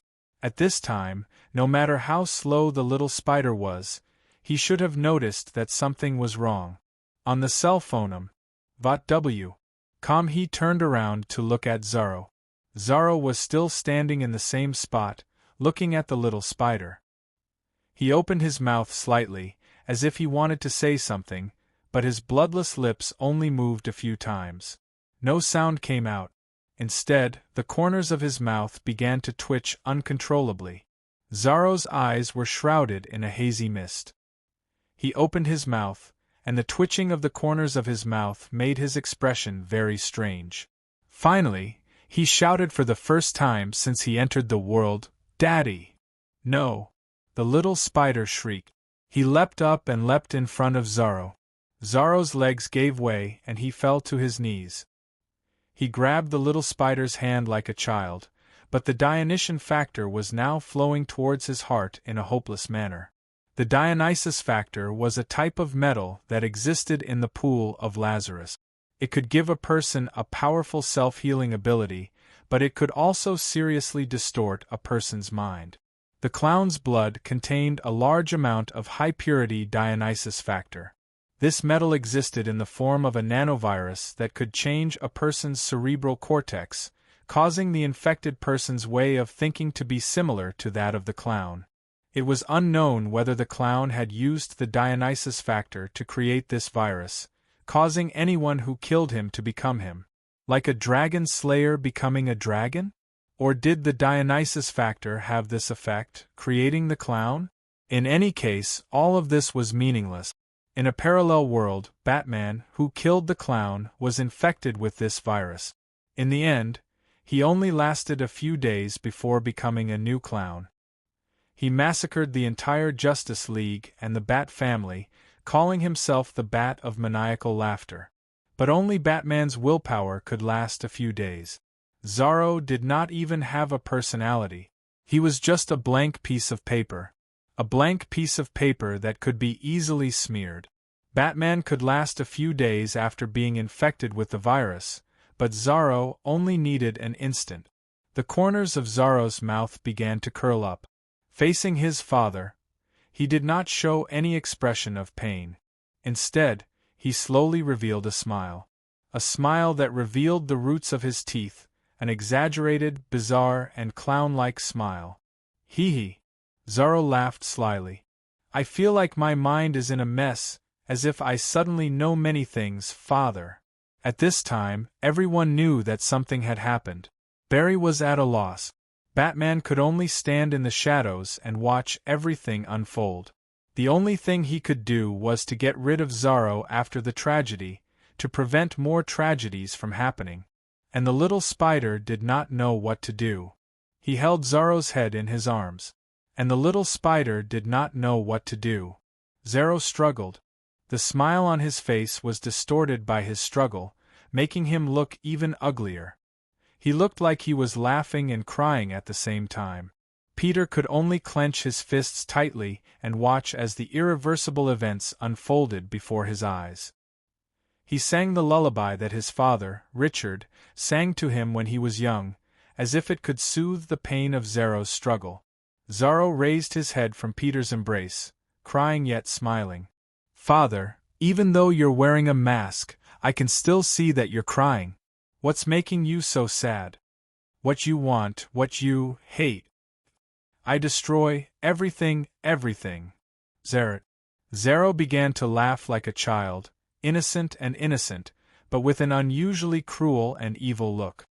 He laughed like a child when he tore off the wings and limbs of a bug with an innocent smile.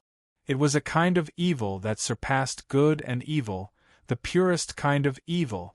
It was a kind of evil that was different from a clown, but it was somewhat similar.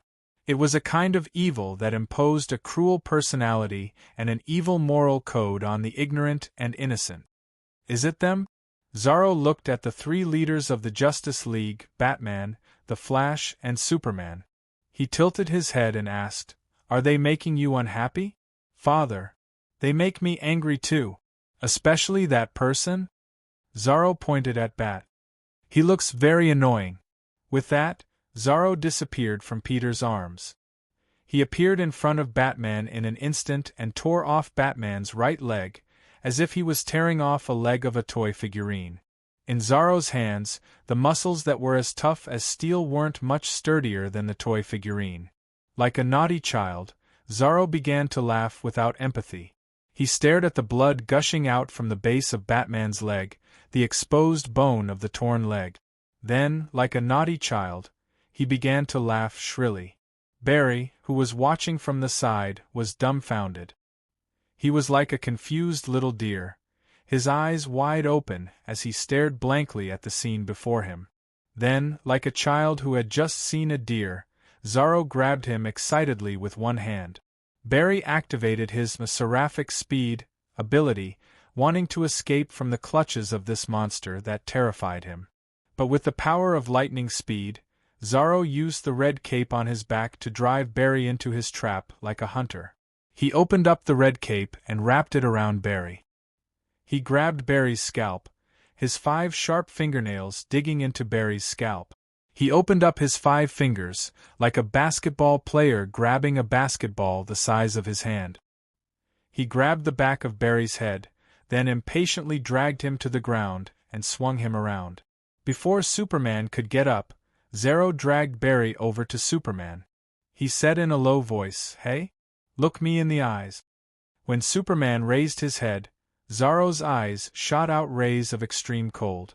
Then, faster than anyone could react, he dug out Superman's frozen eyeballs. 2 beautiful brown eyes were caught in Zorro's hand like glass balls. Zorro's face revealed a sincere smile. He turned his head and said seriously to Peter, "How about I kill all the people who make Father unhappy?" The little spider was scared out of his wits. He wanted to stop Zorro, but it was as if Zorro knew he was going to stop him. Zorro was one step ahead of him, laughing loudly and shrilly. He dragged Barry and Clark into the sky above the metropolis. He laughed shrilly like a bear in an amusement park. He threw Clark into the sky and let out an ear-piercing scream that destroyed Superman's other senses. He made Barry scream as he flew around Superman. The screams of his teammate infuriated Superman. He thought he had caught hold of Zorro's silhouette, but little did he know that Zorro had purposely exposed him to Superman. Superman spat out an extremely cold breath, wanting to freeze this freshly minted demon, but Zorro only let out a proud laugh before running away. His speed was faster than Superman could have imagined. His screams caused Superman, who had super hearing, great pain. It was like a person with acute hearing was forced to the floor to listen to 100 cats scratching the glass with their claws, or 100 shrews scratching the blackboard with their long fingernails, all the while yelling and cursing non-stop. Superman, who was almost driven to the brink of collapse by Zorro's scream, lost control. Zorro deftly dodged Superman's attack, but he deliberately directed Superman's breath towards the busiest square in Metropolis. Times Square. Superman's icy breath froze everything. Zorro happily flew over the square like a child squashing ant. He excitedly smashed the frozen passers-by into pieces one by one. He cheered. He used Barry to smash the people who had been frozen into ice sculptures. Barry wanted to break free in anger and fear, but Zero was like a demon, paying attention to Barry's expression. When he noticed that those people were causing Barry even more pain, he specifically smashed them into pieces. He flew up and pressed the pained and guilty Superman into the pile of cold corpses. He raised Superman and announced in all directions, "This is your hero, Superman. He killed everyone here." He forced Barry to swallow the ice with the flesh and blood of the corpses in his mouth. Poor Barry vomited in disgust. The little spider swiftly traversed 2 streets with its web before it found Zorro. He was screaming and spitting out plasma, his breath burning the citizens of the metropolis to death like ants. When he saw the little spider, Zorro was like a child who had gone crazy from playing. He was excited and couldn't wait to escape from his parents' control. He was prepared to fly to another place and fight with the little spider. The little spider, who saw all this, was in extreme pain. He reached out with his dark red glove to activate the time gem on his chest, and then stop time. Zorro flew slowly in the place where time stopped. When he saw the little spider, his face showed a trace of fear. It was the fear of a child. The little spider aimed the time gem at Zorro, his palm pressed against the magic circle formed by the huge green magic energy. With his other hand, he took off his mask. His young face was already covered in tears. The little spider sobbed and said in a low voice, "I'm sorry." The time magic circle slowly turned, and everything in Metropolis that Zorro had destroyed began to flow in reverse. The dead were resurrected, the buildings that had been destroyed by the high-temperature plasma breath were restored, the collapsed buildings were erected, and the heavily injured Barry began to recover. Step by step, they returned to Lex's laboratory. Superman's eyes lit up again, and Batman's leg was reattached. Everything returned to normal, and the strange smile on Zorro's face slowly faded, revealing his previous ignorance and weariness. He looked at the little spider, but the little spider was already crying bitterly. He still could not precisely control the flow of time. When he had treated Batman, he had sent him back to a few days ago. Zorro had been an embryo 2 days ago, and had not existed before that. When he used the time gem, he knew that reversing the flow of time in Metropolis and tracing back Batman's state was many times more complicated. In such a complicated project, to accurately determine Zorro's state of time was impossible. As expected, after Zorro had returned to normal, the little spider was already desperately trying to control the eye of Agamotto. But he was still powerless, and could only watch helplessly as Zorro's state rapidly reversed. Very quickly, his body returned to a powerful gamma ray, and Zorro once again became an embryo, floating in midair. Then, it was the state of an unseen zygote, then, it was some meaningless DNA fragments. He had already turned to dust and disappeared from the timeline. The little spider knelt on the ground weakly, one hand clutching the time gem, the other hand wearing a dark red glove drooping weakly to the ground. He cried bitterly. Chen Ong watched everything calmly from behind the screen. He was completely indifferent to Zorro's destruction, and he was not angry at the fact that his plan had been foiled. Because his plan was to force the little spider to use the time gem to destroy Zorro. I am an emotionless mastermind. Chapter 1176. Just as Chen Ong wished, the small spider used the eye of Agamotto. The Lex lab was restored by the small spider, and they returned to the lab. The surroundings were untouched, as if nothing had happened. However, the small spider stared at the door of the radiation lab. Someone would never appear again. Luthor, who had been resurrected, slumped to the side, and there was a dejected expression on his face. Batman picked up Luthor, and he asked through gritted teeth, "What is Origin?" A glimmer of light returned to Luthor's eyes. Being toyed with by Chen Ong had dealt a heavy blow to his confidence. He said in a dry voice, "Origin is Dr. Reed." "What?" The small spider stood up. Origin has nothing to do with Project Bizarro? Yes. Luther looked disheartened. After being assassinated and resurrected, he hated the second prophet to the core. With a mocking smile on his face, he looked at the small spider and said, "The Bizarro plan was used by me to deal with Superman. It has nothing to do with the committee." A few years ago, just before the incident at the Central City's cutting-edge lab, the committee gathered all the members and informed us of a very critical incident. Dr. Reed had gone missing. Dr. Reed's research was related to the survival of the first prophet, Luther said. He seemed to have discovered something in his research, so he wanted to escape from our control. After the committee confirmed that Dr. Reed would no longer work for us, they made a decision to make him disappear. Wait a minute, Barry gasped. What does this have to do with the cutting-edge lab in the Central City? The cutting-edge lab in the Central City is an important research facility for the committee.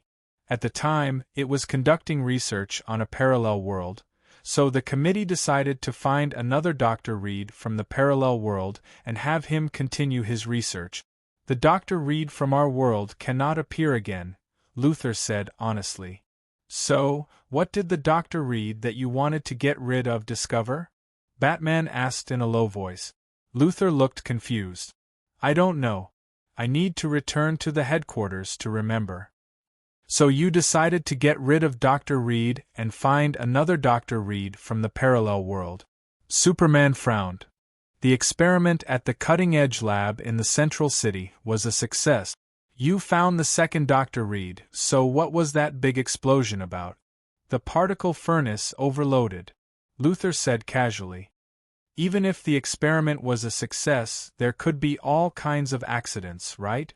At the time, we did summon a second Dr. Reed from the parallel world, but the moment he crossed the boundary of the universe, he needed too much energy, and the particle furnace was under too much pressure, causing it to explode. After we found Origin, another committee member erased his memory and made him think that he was this world's Reed, Luther continued. Seeing the heroes' gloomy faces, he laughed.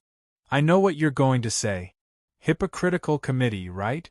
It seems that we, the committee members, are all conspirators hiding in the dark side of the world, and the World Security Council is not to protect the world, but to achieve some kind of dark and unknown conspiracy, right?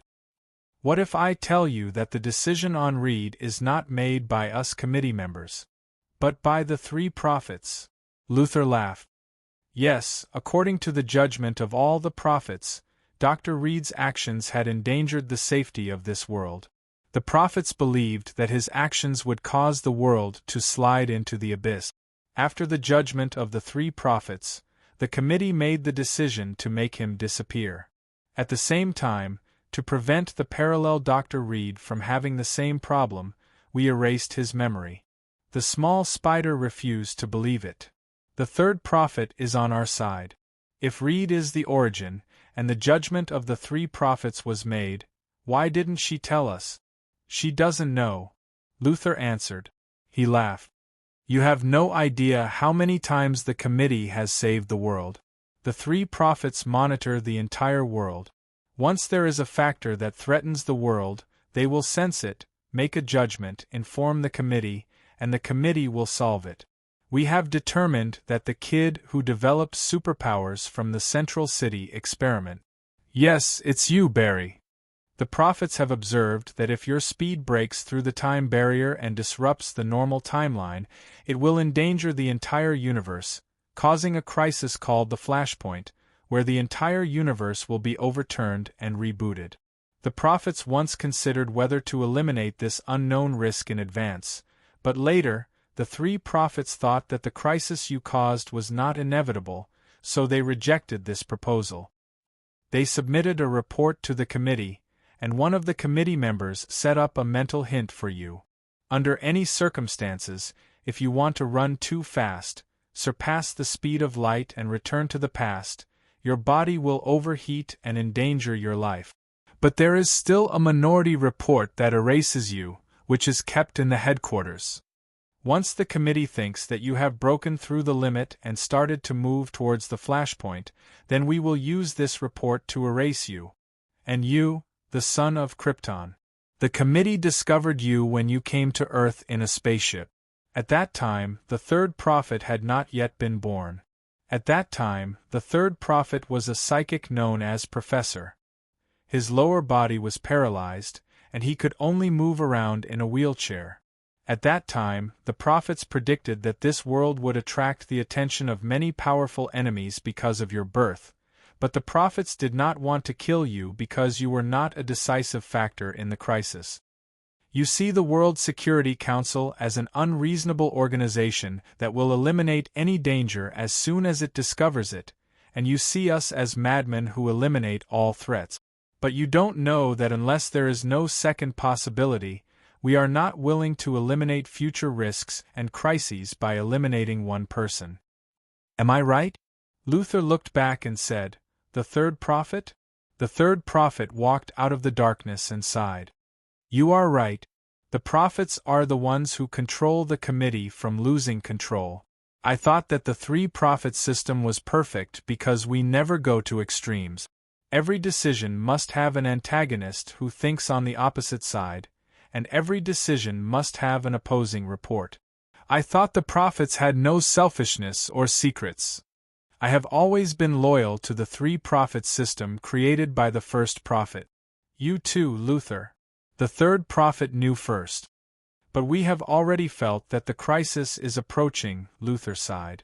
Because the second prophet has begun to break the rules of the game, we have to rethink everything about the organization, the three-prophet system, the first prophet, and the destruction of the world.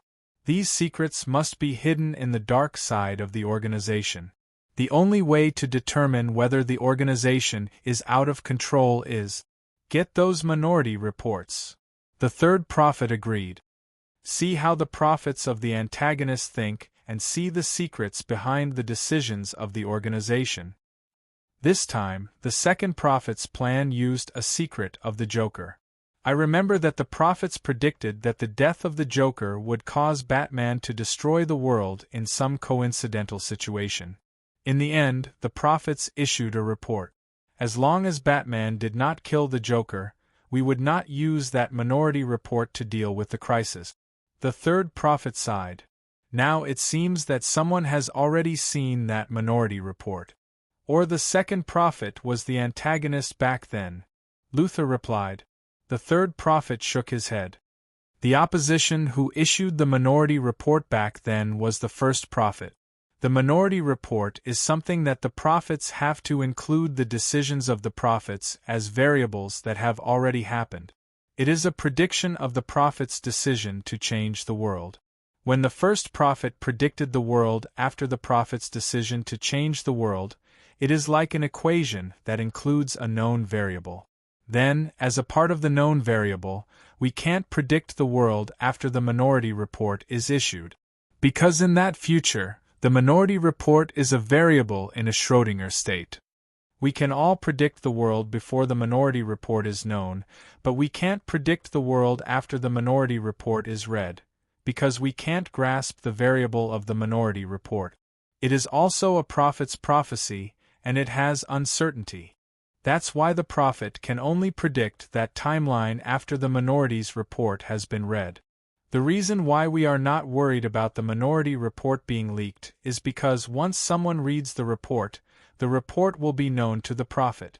This isolated variable will start to affect the world, and the prophet will know everything recorded in the minority report and who read it. Unless this person is also a prophet, he is a variable, so the minority report will continue to be in a state of uncertainty. The third prophet finally revealed another unknown secret of the three prophets system. The minority report was not only another possibility outside of the prophet's prediction. It was not only a prophecy of the prophet as an opponent, but also a prophecy of the opponent. The prophecy after the three prophets made a decision and changed the world. If we take the small spider as an example, the three-prophet system predicted that the small spider would destroy the world. A prophet as an opponent first predicted that the small spider would not destroy the world. After the three prophets system made a decision and began to hunt down the small spider, the prophet as an opponent had to bring the decision of the three prophets into the prophecy again. In other words, he predicted that the world would be changed because of the prophecy of the three prophets. At this time, he came to the conclusion that because the three prophets predicted that the small spider would destroy the world, the small spider did not destroy the world. In order to avoid this prophecy from interfering with the established outcome, this conclusion would be sealed as a minority report. To avoid the occurrence of a prophecy that someone would destroy the world, a prophecy that someone would not destroy the world because of this prophecy, and a prophecy that someone would not destroy the world because of this prophecy, in the end, the world would be destroyed by someone else. Such endless paradoxes would appear. Because of this situation, the minority report could not be known by anyone other than the prophet himself. Because it was only related to the prophet, it was in existence related to the closed loop of the world. Its conclusion would not affect the world in any way, so it would not affect its conclusion.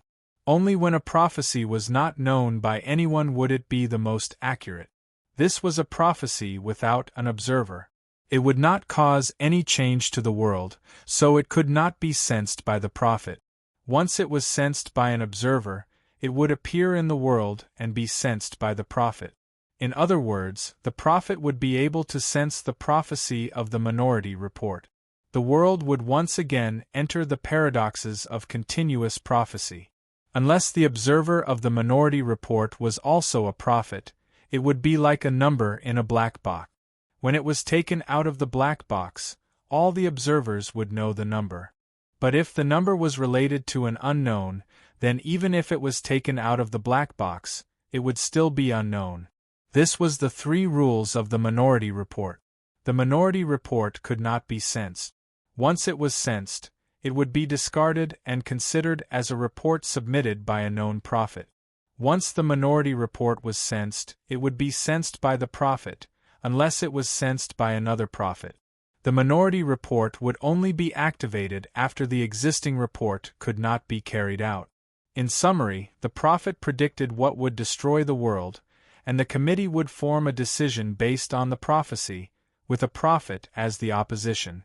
The prophet began to prophesy how the committee would change the world after the action, and the prophecy would be sealed as a minority report. Once the committee found out that their actions could not change the fact that the world would be destroyed,